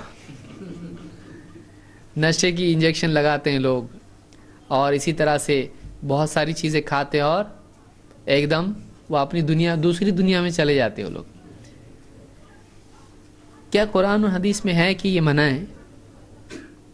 نام لے کے ہے براؤن شوگر ہے، ایسا نہیں ہے۔ کوئی آدمی بولے دیکھو یہ بیئر ہے، یہ بیئر ہے، اچھا تو بولے پینا منع ہے بھائی، یہ بتاؤ ہم کو، قرآن میں بتاؤ، حدیث میں بتاؤ ہم کو۔ قرآن میں ہے بیئر منع، حدیث میں بیئر منع اور اس کے پورے نام میں گنا سکتا ہوں، یہ سب منع ہے. تو کوئی آدمی نے کہا بھائی ایسا نام لے کے تو نہیں ہے کہ یہ منع ہے، قاعدہ ہم کو بتایا گیا ہے. کیا قاعدہ ہے؟ اللہ کے نبی صلی اللہ علیہ وسلم نے قاعدہ فرمایا کہ کل مسکر خمر و کل خمر حرام، ہر نشے والی چیز خمر ہے اور ہر خمر حرام ہے. تو قاعدہ کیا ہے؟ ہر نشے والی چیز. اب اس کا نام بتانے کی ضرورت ہے؟ نام بتانے کی ضرورت نہیں ہے، اس کا قاعدہ بتا دیا. اس قاعدے میں اگر کوئی چیز فٹ بیٹھتی ہے تو کیا ہو جائے گی؟ وہ یہاں قاعدہ کیا بتا دیا اللہ کے نبی صلی اللہ علیہ وسلم نے؟ جو کام ہم نے کرنے کے لیے نہیں کہا وہ اگر کوئی آدمی کرتا ہے دین کے نام پر، وہ قبول ہوگا؟ تو اب قاعدہ کیا ہوا کہ جس کا حکم نہیں ہے وہ قبول نہیں ہوگا. اب اگر ہم کوئی آدمی فاتحہ دے رہا ہے وہاں پہ، ہم اس کو پوچھیں گے، اب فیصلہ کرنا ہے یہ صحیح ہے کہ غلط ہے. ہم اس سے پوچھیں گے اللہ کے نبی صلی اللہ علیہ وسلم نے ایسا کرنے بولے؟ اب وہ بول سکتا ہے منع کدھر ہے؟ نہیں، اس کو بتانا پڑے گا. قاعدہ یہ ہے اگر کرنے کو کہا ہے تو قبول، نہیں کہا ہے تو قبول نہیں، کیونکہ نبی نے قاعدہ دیا ہم کو. یہ دیکھیے یہ بہت بڑی غلط فہمی ہے، اس کو سمجھ لیجیے، اچھی طرح سے سمجھ لیجیے اس بات کو کیسے سمجھانا چاہیے آپ کو. جیسے شراب کی مثال آپ کو سمجھ میں آئی، بیئر کی مثال اس کو یاد رکھیے. اب دوسری یہ مثال یاد رکھیے، کوئی بھی چیز. آپ کوئی آدمی ہے نا بولے کہ فاتحہ کو دیکھو کس سے ملا رہے ہیں، فاتحہ کو کس سے نہیں ملا رہے. فاتحہ ہماری بالکل زندگی کا حاصل ہے. ہمارے نزدیک فاتحہ فرض ہے. بولیں گے کیا اس کو کیا ہوا؟ فاتحہ ہمارے نزدیک فرض ہے، لیکن کہاں؟ اب ایک آدمی مثال کے طور پر اتحیات میں بیٹھا، فاتحہ کتنی بڑی چیز ہے، اتحیات کی بجائے سورہ فاتحہ پڑھے تو نماز ہوں گی؟ ارے نماز فاتحہ سے نماز نہیں ہوتی. آپ سمجھانے کے لیے کسی کو آپ بولو کہ ایک بات یہ بتاؤ، دو چیز لوگ بولتے نا، مرگ مردود نہ فاتحہ نہ درود. ٹھیک ہے، آپ دو چیزیں ان سے پوچھو، یہ بات سمجھانا ہے اس کو اگر کہ نیکی بھی گناہ بن سکتی ہے اگر غلط جگہ پر ہو تو. اس جملے کو یاد رکھیے، نیکی بھی اگر غلط جگہ پر ہو وہ گناہ بن جاتی ہے. کیسا؟ اگر ایک آدمی اتحیات میں بیٹھتا ہے اس کو کیا پڑھنا چاہیے؟ اتحیات للہ والصلاۃ پڑھتا ہے نا، اس کو بولا، آپ بولو اگر میں اتحیات کی جگہ پر سورہ فاتحہ پڑھوں چلے گا؟ کیوں نہیں چلے گا بھائی؟ فاتحہ اتنا مطلب صحیح ہے کہ غلط ہے؟ تو جواب کیا دے گا وہ؟ اتحیات کی جگہ سورہ فاتحہ پڑھنا صحیح ہے کیا غلط ہے؟ صاف سوال ایک دم. وہ بولے گا صحیح ہے. صحیح نہیں بولے گا، وہ کیا بولے گا؟ غلط ہے. آپ اس کو پوچھو سورہ فاتحہ پڑھنا غلط ہے؟ اس کو آپ پوچھو کہ نیکی ہے کہ گناہ ہے؟ بولے گا گناہ ہے. آپ بولو سورہ فاتحہ پڑھنا گناہ ہے؟ آپ بتاؤ نماز ہوگی کہ نہیں ہوگی ایسا کرنے سے؟ نہیں ہوگی. سورہ فاتحہ سے نماز نہیں ہوتی؟ مولوی صاحب کیا بولیں؟ اللہ کے بندے، سورہ فاتحہ الگ چیز ہے، وہ تو بہت بڑی چیز ہے، لیکن جس جگہ تو کر رہا ہے وہ جگہ صحیح نہیں ہے، اس لیے سورہ فاتحہ پڑھ کے بھی گناہ ہوگا. سورہ فاتحہ پڑھ کے بھی کیا ہوگا؟ گناہ ہوگا. سورہ فاتحہ نیکی، ارے گناہ کیسا ہوگا؟ نیکی ہے نا، وہ نیکی ہے، لیکن تو جو طریقے سے کر رہا اس کو کیا ہے؟ گناہ ہے، کیونکہ یہ جگہ اس کی ہے نہیں ہے. ہمارے نبی صلی اللہ علیہ وسلم نے اتحیات میں سورہ فاتحہ نہیں سکھایا ہم کو. سورہ فاتحہ کہاں ہے؟ قیام میں. قیام میں. کسی آدمی سے آپ پوچھو یہ ہوا فاتحہ، اذان میں فاتحہ چلتی کیا؟ کوئی آدمی یہ کرے اذان کی جگہ سورہ فاتحہ شروع کرے، الحمدللہ رب العالمین شروع کر دے اذان میں، پبلک پوری جمع ہو جائیں گی اس کے طرف. کیا لگایا تو؟ کیا کر رہا بابا؟ کہاں کا ہے تو؟ پہلے تو پوچھیں گے اس کو. بہت شوق ہے میرے کو اذان دینے کا، میں سوچا دے دوں. اب میں سوچا کہ اذان کے الفاظ تو قرآن میں ہے نہیں، اور قرآن میں کیا ہے؟ سورہ فاتحہ ہے، تو قرآن بڑا کہ غیر قرآن بڑا؟ قرآن بڑا، تو میں نے سورہ فاتحہ پڑھا۔ قرآن میں تو اذان کے الفاظ نہیں ہیں، سورہ فاتحہ ہے، تو بھاری تو اللہ نے قرآن ہے نا، سب سے بڑا قرآن ہے۔ میں نے بولا چلو، اور فاتحہ ویسے بھی تو فاتحہ فاتحہ ہے، لوگ کیا بولیں گے؟ اذان اس کو واپس دینے لگائیں گے کہ نہیں دینے لگائیں گے؟ اذان نہیں ہوئی اس کی، صحیح نہیں ہے۔ یہ صحیح کہ غلط ہے؟ وہ لوگ بولیں گے غلط ہے، غلط ہے یہ۔ کیوں؟ سورہ فاتحہ غلط ہے، اور وہ آدمی بولے سورہ فاتحہ کی وجہ سے مار کھایا میں، سورہ فاتحہ کی وجہ سے ڈانٹ ڈپٹ اس کی اور پٹائی ہوئی اس کی۔ کیوں؟ سورہ فاتحہ کو اس نے صحیح جگہ نہیں پڑھا، اس کی جگہ یہ نہیں ہے، اس کی جگہ یہ نہیں ہے، اس کی جگہ الگ ہے، وہاں جہاں پڑھنا چاہیے وہاں پڑھنا چاہیے اس نے۔ درود ہے، اب جہاں سورہ فاتحہ پڑھنا چاہیے تھا وہاں پہ کیا پڑھنا شروع کیا اس نے؟ ایک آدمی نے، امام صاحب اللہ اکبر، مغرب کی نماز، فجر کی نماز، عشاء کی نماز، اور امام صاحب نے شروع کیے اللہم صلی علی محمد وعلی آل محمد کما صلیت علی ابراہیم الی آخرہ۔ پبلک کیا بولیں گی؟ کیا ہے، کیا کر رہے؟ پبلک شروع کریں گی پیچھے سے اللہ اکبر اللہ اکبر، حالانکہ اللہ اکبر نہیں ہے، کیا بولنا چاہیے؟ سبحان اللہ۔ پبلک آج کل یہی بولتی ہے سب طرف، صحیح سنت اس میں کیا ہے؟ طریقہ سبحان اللہ ہے۔ پبلک پیچھے سے اس کو یاد دلائے گی کہ نہیں دلائے گی؟ امام بولے میں تو پڑھوں گا، رکو سجدے سب، کئی تو نماز میں سے کھڑے ہو جائیں گے، ایسے کیا کر رہا ہے؟ نہیں چیز کہاں سے لائے امام صاحب؟ طبیعت تو ٹھیک نہیں آج، نماز کے بعد سب کیوں نہیں امام صاحب نماز نہیں ہوئی؟ کیوں نہیں ہوئی؟ سورہ فاتحہ کی جگہ کیا پڑھے تم؟ درود پڑھے۔ صحیح ہے یہ؟ غلط ہے۔ ایسا کوئی کرے، کوئی کرتا نہیں ہے، جاہل گنا جائے گا۔ کیوں؟ اس لیے کہ یہ جگہ اس کی نہیں ہے۔ منع ہے سورہ فاتحہ کی جگہ درود پڑھنا؟ آپ اس سے پوچھئے منع ہے کہ درود پڑھنا؟ بولیں گے منع نہیں، پر ایسا تو ہے ہی نہیں، ایسا ہم نے کبھی سنے نہیں۔ کتنے بڈھے لوگوں کو پکڑ کے لائیں گے جو نماز کو نہیں آتے، چاچا کبھی تم نے دیکھے کیا ایسا؟ ارے میں کبھی دیکھا نہیں، میری عمر 100 سال کی ہوئی، 100 سال میں کبھی دیکھا نہیں۔ کہاں سے لائے امام کو؟ نکالو اس کو۔ کیوں نکالو اس کو؟ کیا گناہ ہے بیچارے کا؟ اس نے درود پڑھا کر کے نکالے اس کو۔ درود پڑھنا گناہ ہے؟ درود پڑھنا گناہ نہیں ہے، سورہ فاتحہ کی جگہ درود پڑھنا گناہ ہے۔ ٹھیک ہے میں سورہ فاتحہ اس کے بعد پڑھتا، پہلے درود پڑھتا زور سے، چلیں گا؟ وہ بھی نہیں چلیں گا۔ اب تو پڑھ رہا ہے نا سورہ فاتحہ برابر، اس کے پہلے زور سے درود پڑھ رہا، نہیں چلتا۔ درود کی جگہ اتحیات ہے، یہ نہیں ہے۔ کتنا آسانی سے سمجھ میں آتا، باقی جگہ کیوں نہیں آتا؟ بلکہ آپ دیکھیے بہت سارے ہمارے حنفی بھائی، ان کو علماء کی طرف سے فتویٰ کیا ہے؟ اتحیات میں بیٹھا ہوا ہے، پہلے اتحیات میں، ظہر میں، عصر میں، یا جو بھی نماز ہے، آپ اس کو کیا بولتے ہیں؟ پہلے اتحیات میں جو 2 رکعتوں کے بعد ہوتا ہے، شروع میں کیا پڑھتا ہو؟ اتحیات للہ والصلاۃ، ہو گیا؟ ہونے کے بعد میں اس کے بعد اگر فتویٰ کیسا دیتے ہیں؟ تو نے اگر اللہم صلی علی محمد پڑھا تو تیرے سے غلطی ہو گئی، کیا کرنا پڑے گا تجھ کو؟ سجدہ سہو کرنا پڑے گا۔ سجدہ سہو کا مطلب کیا؟ غلطی کا سجدہ۔ اچھا، مطلب اللہم صلی علی محمد بولنا غلطی ہے؟ وہ غلطی نہیں ہے، یہاں غلطی ہے ان کے حساب سے، ہمارے حساب سے تو وہ بھی نہیں ہے۔ ہمارے حساب سے پہلے اتحیات میں بھی آدمی درود پڑھنا چاہیے، بہتر ہے۔ پڑھ لیا تو بہت اچھی بات ہے، نہیں پڑھا تو بھی نماز ہوتی ہے۔ تو اب اس سے پوچھیے، آپ کوئی بھی آدمی جو آپ کو بولتا ہے، اس سے آپ کہو، وہ جو بولتا ہے آپ سے پوچھتا ہے سورہ فاتحہ پڑھنا، قرآن پڑھنا غلط کیا؟ ٹھیک ہے، ایک بات میں آپ سے پوچھتا ہے، اب آپ جواب دو، اس کو آپ بولو، آپ اس کو بولو بھائی امام صاحب سے جا کے پوچھ، اگر میں نے پہلے اتحیات میں اللہم صلی علی محمد بولا اتحیات کے بعد،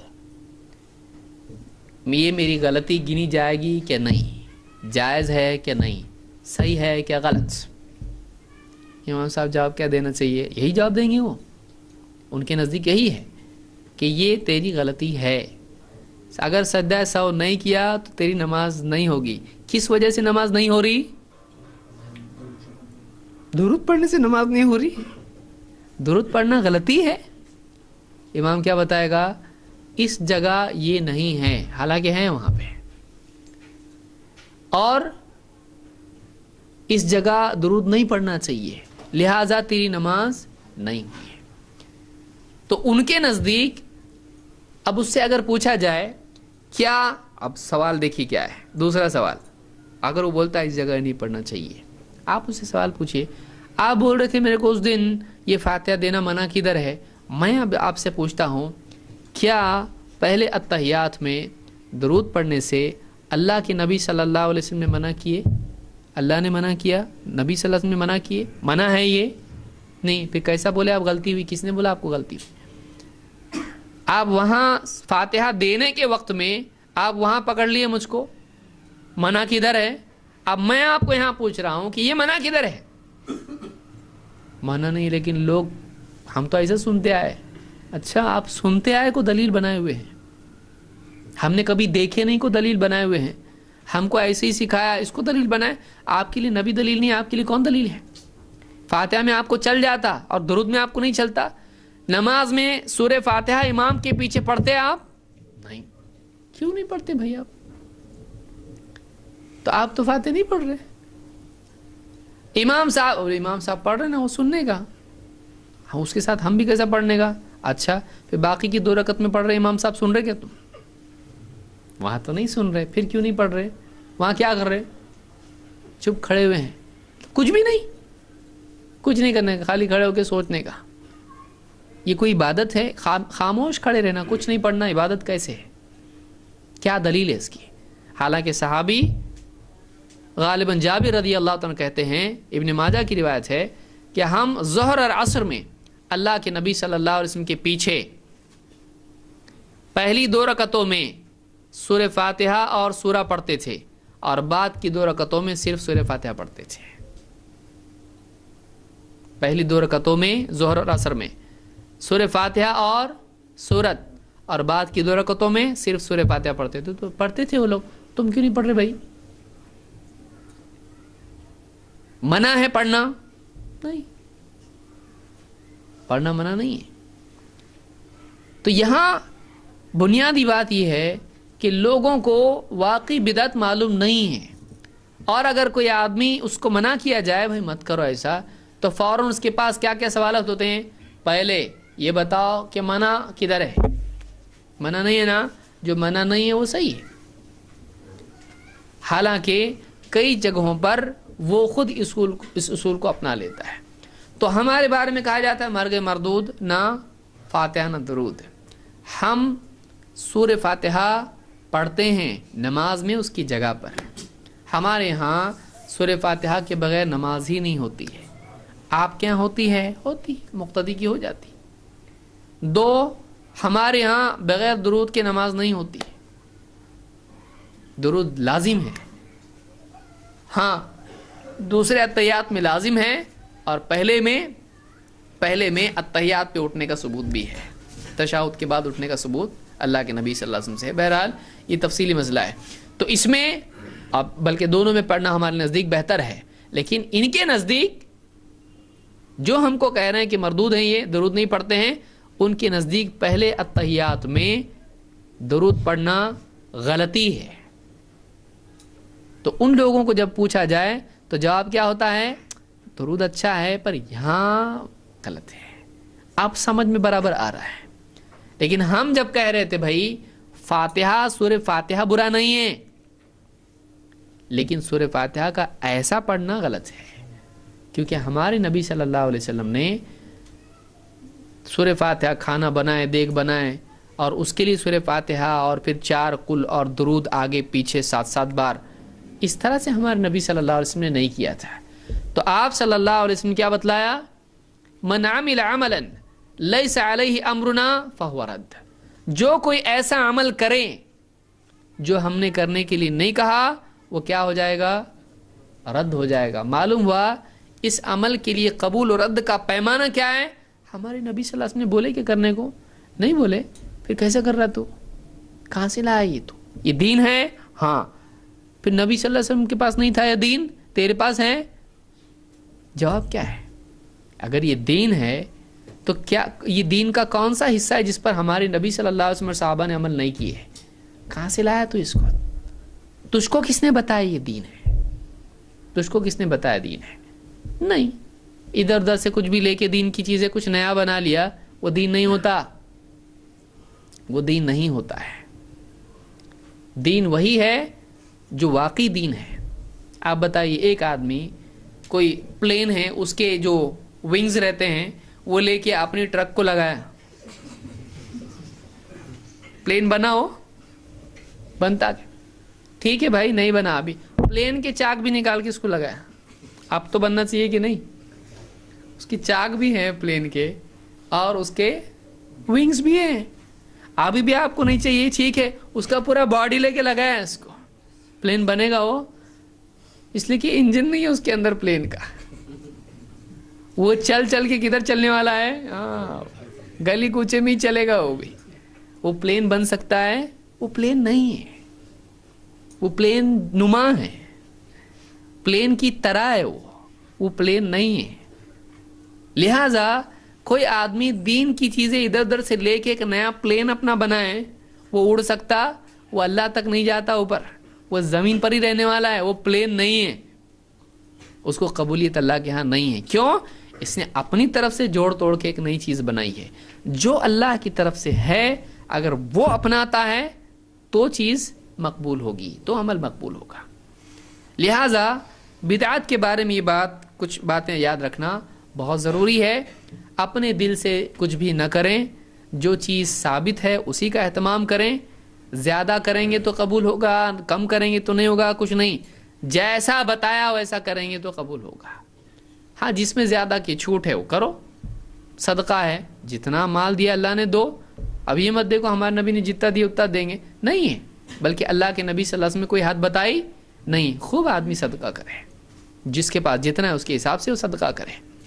اللہ نے کہا قل العفو، جو زائد مال ہے اس میں سے کرو خرچ، یہ نہیں کہا کہ اتنا ہی کرو۔ تو ایک آدمی جو بھی عمل کرے اس کے لیے علم حاصل کرے۔ یہ ساری مصیبت کی جڑ کیا ہے؟ علم نہیں، علم کی کمی۔ اس لیے دینی مجلسوں میں حاضر ہونا ضروری ہے۔ اب یہ ساری باتیں جو آج ہم نے کی، ایک آدمی گھر میں بیٹھے اس کو سمجھ میں آنے والی ہے؟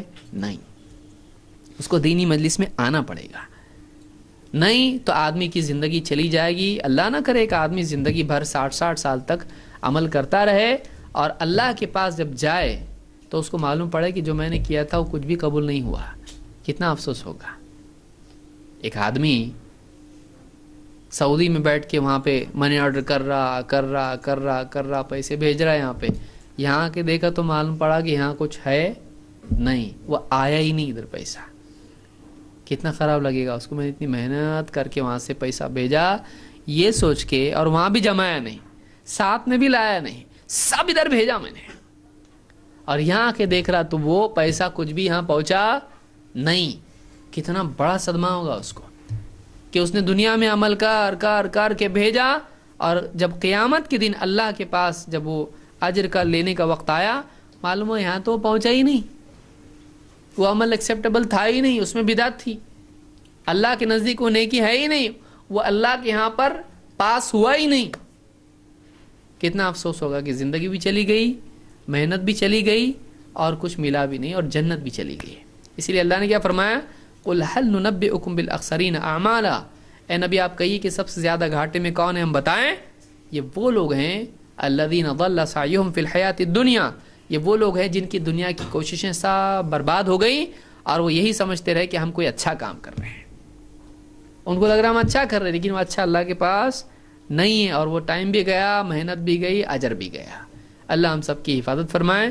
اس لیے سنت کی اتباع کریں، بدعات سے بچیں۔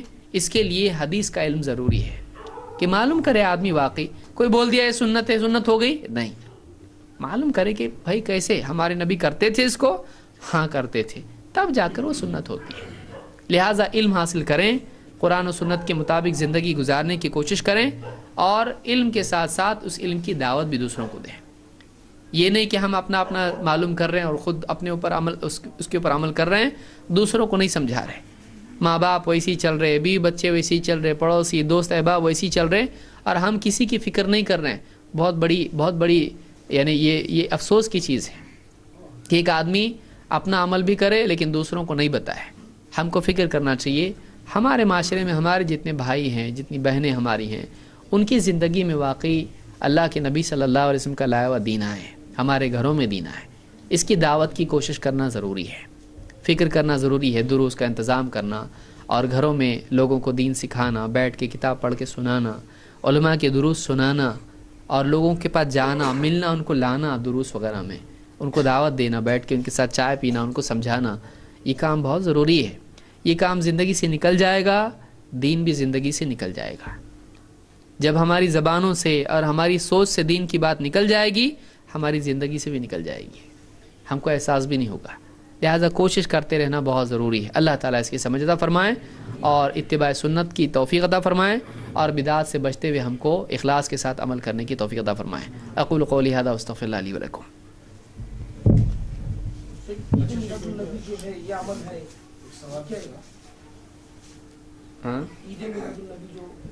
دیکھیے اللہ کے نبی صلی اللہ علیہ وسلم کا دنیا میں آنا یہ مومن کے لیے بہت ہی سعادت کی چیز ہے اور سارے عالم کے لیے یہ خیر ہے.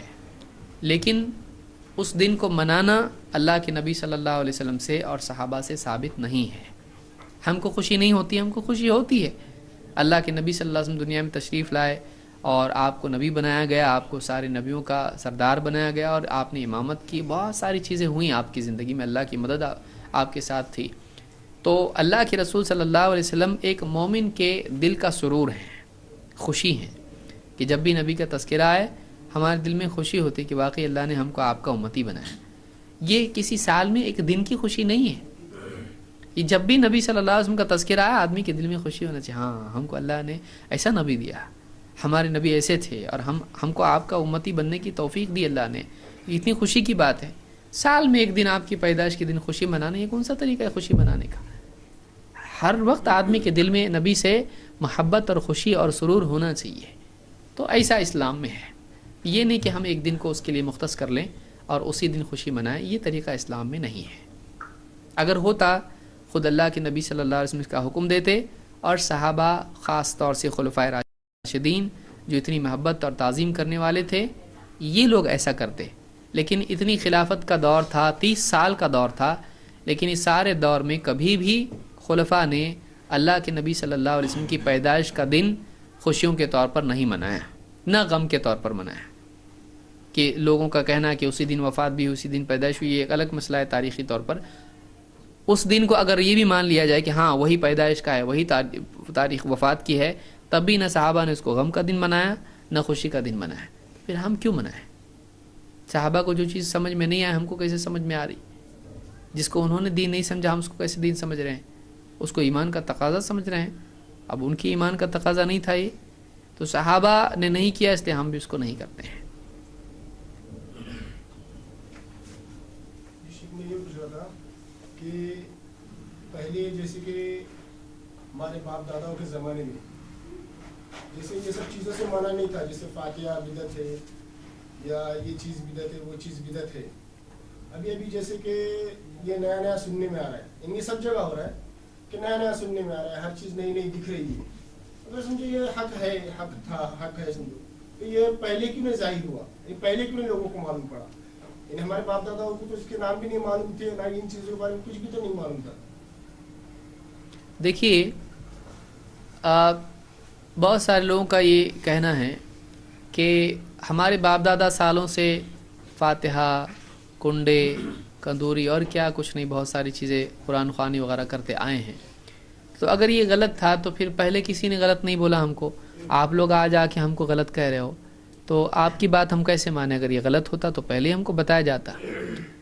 دیکھیے کسی چیز کا اگر لوگ اس کو غلط نہیں بول رہے ہیں تو اس سے ثابت نہیں ہوتا ہے کہ وہ چیز صحیح ہے، کیونکہ لوگوں کی غلط بولنے سے وہ غلط ہو جائے گی، لوگوں کے صحیح بولنے سے وہ صحیح ہو جائے گی، ایسا نہیں ہے. بلکہ کوئی چیز صحیح اور غلط کب ہوتی ہے؟ جب اللہ اور اس کے رسول صلی اللہ علیہ وسلم کی ترازو میں وہ صحیح یا غلط ثابت ہو. تو اگر کسی نے نہیں بولا ہے اس کو غلط، تو ہو سکتا ہے اس کے علم میں نہیں ہے اس کا غلط بولنا ہے، کہ کیا اس آدمی نے دنیا کے سارے علماء سے پوچھا یہ غلط ہے کہ نہیں ہے؟ نہیں. اس کے سامنے جو لوگ تھے ان لوگوں نے بتایا کہ یہ غلط ہے یا یہ صحیح ہے، تو اب ان کے علم کی بنیاد پر اس کا فیصلہ ہے. دوسرے بھی تو علماء ہیں، اب اس کے پاس ان کا علم نہیں پہنچا کہ انہوں نے اس کو غلط کہا ہے. تو ایسے علماء کا علم، جس مثال کے طور پر 12 ربیع الاول کا معاملہ ہے. 12 ربیع الاول کے سلسلے میں ہندوستان میں لوگ اس کو مناتے ہیں اور دھوم دھام سے مناتے ہیں اچھا خاصا. لیکن عرب میں اگر آپ دیکھیں گے تو عرب کے اندر اس کو سختی سے لوگ منع کرتے ہیں. جب بھی بدعات کا تذکرہ آتا ہے پہلی مثال مولد یا میلاد کی ہوتی ہے کہ یہ غلط ہے. کیوں؟ وہاں پہ یہ منع ہے، وہاں بچہ جانتا ہے. اگر بدعت بولتے ہیں اس کے ذہن میں کیا آتا ہے؟ میلاد، کیونکہ وہاں پر باقی اور چیزیں نہیں ہیں. یہ چیز وہاں پہ بہت زیادہ منع کی جاتی ہے، اس لیے کہ معروف وہی ہے کہ بدعت کے نام پر اگر کچھ ہے تو یہ ہے. تو اب ایک آدمی کہے گا کہ ہمارے یہاں تو یہ منع ہے، یہاں کیسا کرتے لوگ؟ یہاں والا کہے گا کہ یہاں تو کرتے، وہاں کیسا منع ہے؟ تو کسی کے پاس کسی چیز کے منع کا علم پہنچتا ہے اور کسی کے پاس اس کا علم نہیں پہنچتا ہے. تو اگر لوگوں تک، ہمارے لوگوں تک اگر یہ علم نہیں پہنچا ہے تو یہ جاننے والے کی غلطی ہے کیا؟ یعنی ایک آدمی کو نہیں معلوم تو غلطی کس کی ہے؟ نہیں بتانے والے کی غلطی ہے. جس نے بتایا نہیں اس کی غلطی ہے. اب جس نے بتایا اس کی کیا غلطی ہے؟ ہم نے تحقیق کی، ہم نے دیکھا، ہم نے بتایا.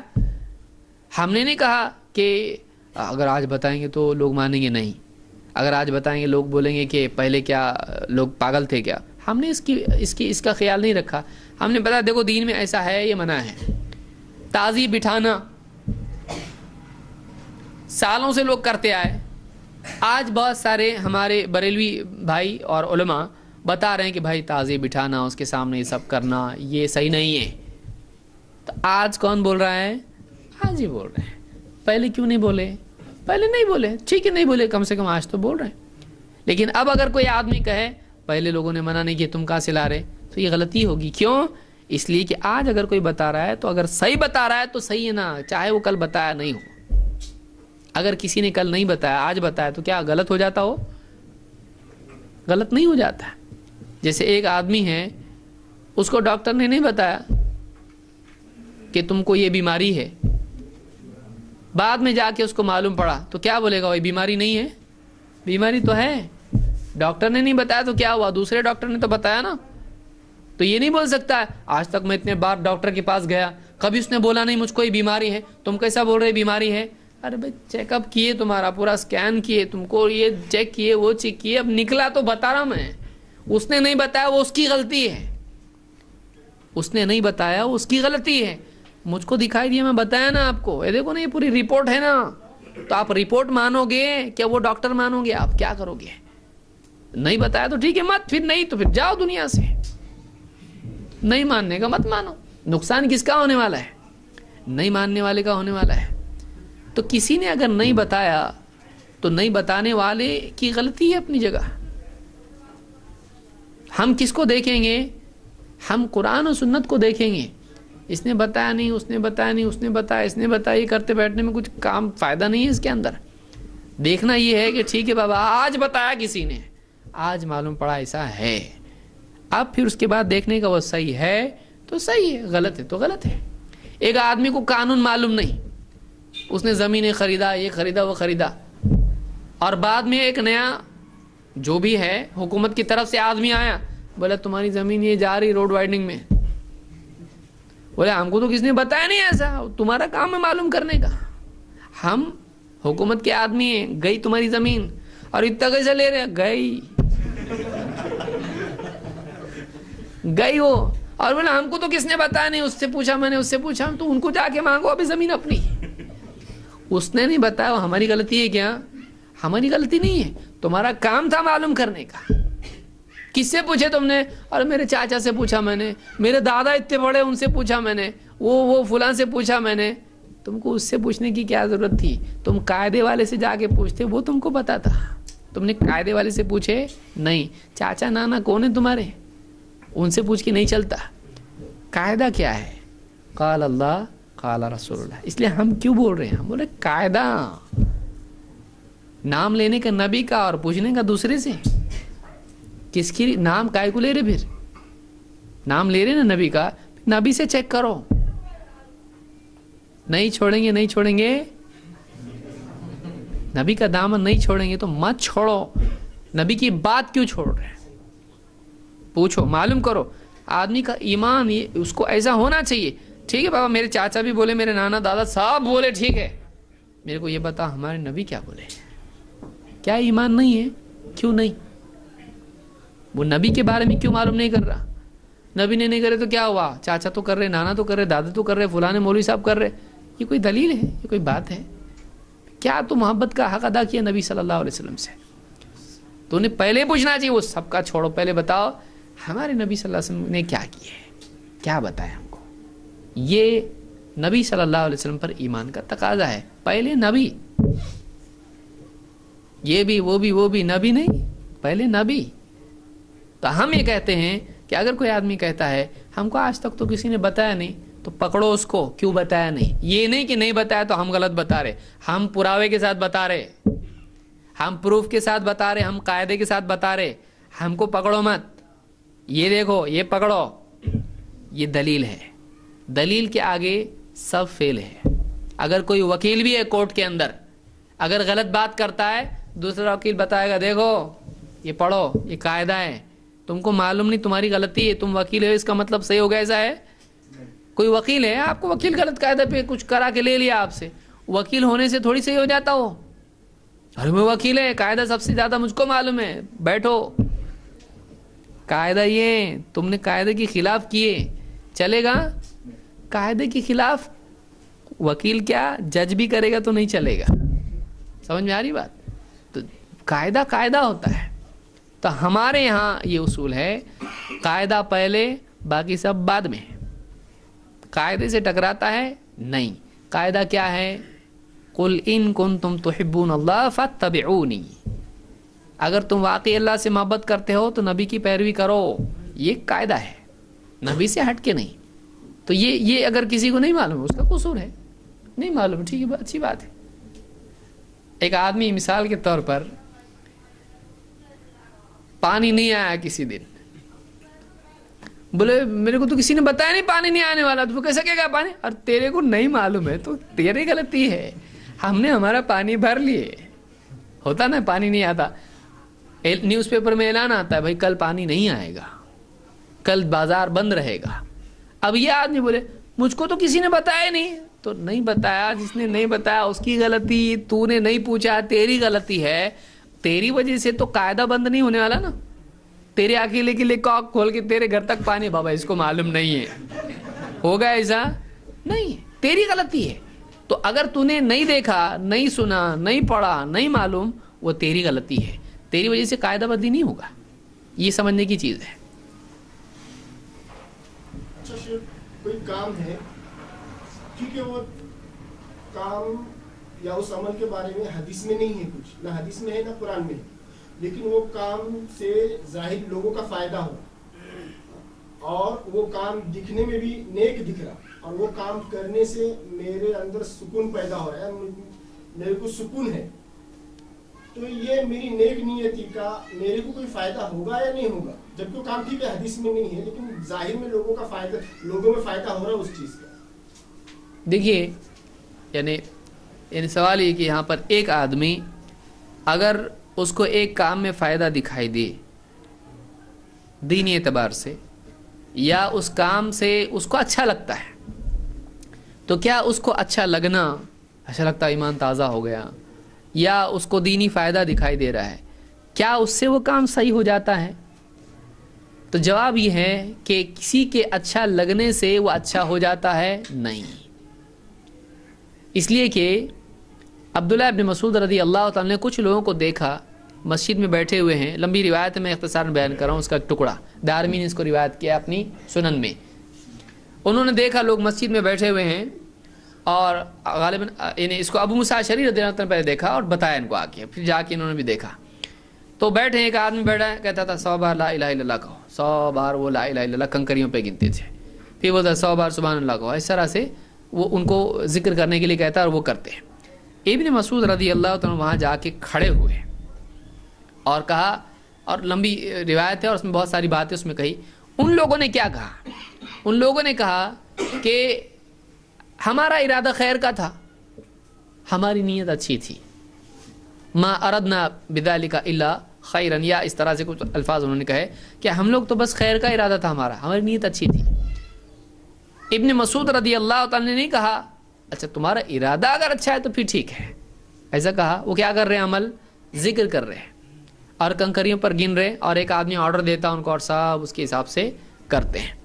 یہ عمل بظاہر کچھ غلط دکھائی نہیں دیتا، ذکر کر رہے کیا غلط کر رہے ہیں، لیکن ابن مسعود رضی اللہ تعالیٰ نے کہا کہ وَكَمْ مِن مُرِيدٍ لِلْخَيْرِ لَن يُصِيبَهُ، خیر کے کتنے چاہنے والے خیر ان کو ملتی نہیں، نیت خیر کی ہے لیکن خیر ملتی نہیں۔ کیوں؟ کیونکہ چاہتا ہے اس کو بھلائی ملے لیکن طریقہ اس کا کیسا ہے؟ آپ بتائیے، ایک آدمی بمبئی جانا ہے اور دلی کی بس پکڑے، ارادہ بمبئی کا ہے لیکن بس کون سی پکڑ رہا ہے؟ تو ارادے سے پہنچ جاتا نہیں، پہنچ جاتا۔ کوشش بھی ارادے کے مطابق ہونا چاہیے۔ پیاس بجھے اور گھی پی رہا، مہنگا ہے، جلدی بجھنا چاہیے۔ پیاس گھٹے گی کہ بڑھے گی؟ بڑھے گی۔ گھی مہنگا ہے نا، تو جو پانی فری ہے اس سے پیاس بجھتی، تو گھی سے تو ایک دم زبردست بجھنا چاہیے، ٹیسٹی پیاس بجھنا چاہیے ایک دم۔ بجھتی پیاس نہیں۔ تو جو چیز پیاس بجھانے والی ہے اسی سے بجھے گی، اپنے دل سے کچھ بھی کرنے سے مقصد پورا ہوتا نہیں۔ تو یہاں پر یہ بات نہیں ہے کہ ایک آدمی کو اچھا لگ رہا اس کی مرضی۔ کتنے لوگ ایسے ہیں جو غلط کام کر کے بھی ان کو اچھا لگتا ہے۔ اچھا لگنا وہ ہمارے دل کا معاملہ ہے۔ بیمار آدمی کو اچھا لگتا غلط کام بھی۔ ایک آدمی خود غلط ہے، اس کو غلط سے اچھا لگتا ہے۔ اچھا لگنا کوئی دلیل نہیں ہے، کسی کو اچھا لگتا کسی کو اچھا نہیں لگتا ہے۔ تو اچھا لگنا یہ کوئی یعنی بنیاد نہیں جس کی بنیاد پر ہم چیک کریں کہ مجھ کو بہت سکون لگتا ہے ایسا کرنے سے۔ آپ کئی لوگ ہیں بہت ساری نیند کی دوائیں کھاتے ہیں، ڈرگ لیتے ہیں، کیا کچھ نہیں کرتے ہیں، ان کو بہت اچھا لگتا ہے اس سے۔ کچھ لوگ کیا کہتے ہیں، جب ہاتھ میں سگریٹ آ جاتا نا سارا ٹینشن فری ہو جاتا ہے، ایک دم 2 کش لے لیا بس سارا ٹینشن غائب، ایک دم اچھا لگتا ہے۔ تو چلے گا ایسا؟ نہیں چلے گا ایسا۔ اور سگریٹ منع ایسی کو بھی ہے، نہ گ ہے نہ ٹ ہے عربی میں، سگریٹ نہیں ہے، لیکن وہ کیا ہے؟ غلط ہے، کیونکہ قاعدے میں وہ غلط ہے، قاعدے سے وہ غلط آتا ہے۔ لہٰذا کسی آدمی کا یہ کہنا کہ میرا کام اچھا ہے، تیرا کام اچھا ہے ثابت کرنے کے لیے دلیل چاہیے قرآن و سنت کی۔ اپنے دل سے آدمی کسی کو اچھا برا نہیں بول سکتا ہے، اور اس کو فائدہ دکھائی دے رہا ہے، اللہ اور اس کے رسول نے جو بتایا اسی میں فائدہ ہے۔ اگر اس میں نقصان دکھائی دیتا ہے تب بھی وہی کرنا چاہیے، اپنے دل سے کچھ کرنا نہیں چاہیے۔ تو میں سمجھتا ہوں یہ ہمارے لیے آج کے لیے کافی ہے۔ اقول قولی ھذا واستغفر اللہ لی ولکم۔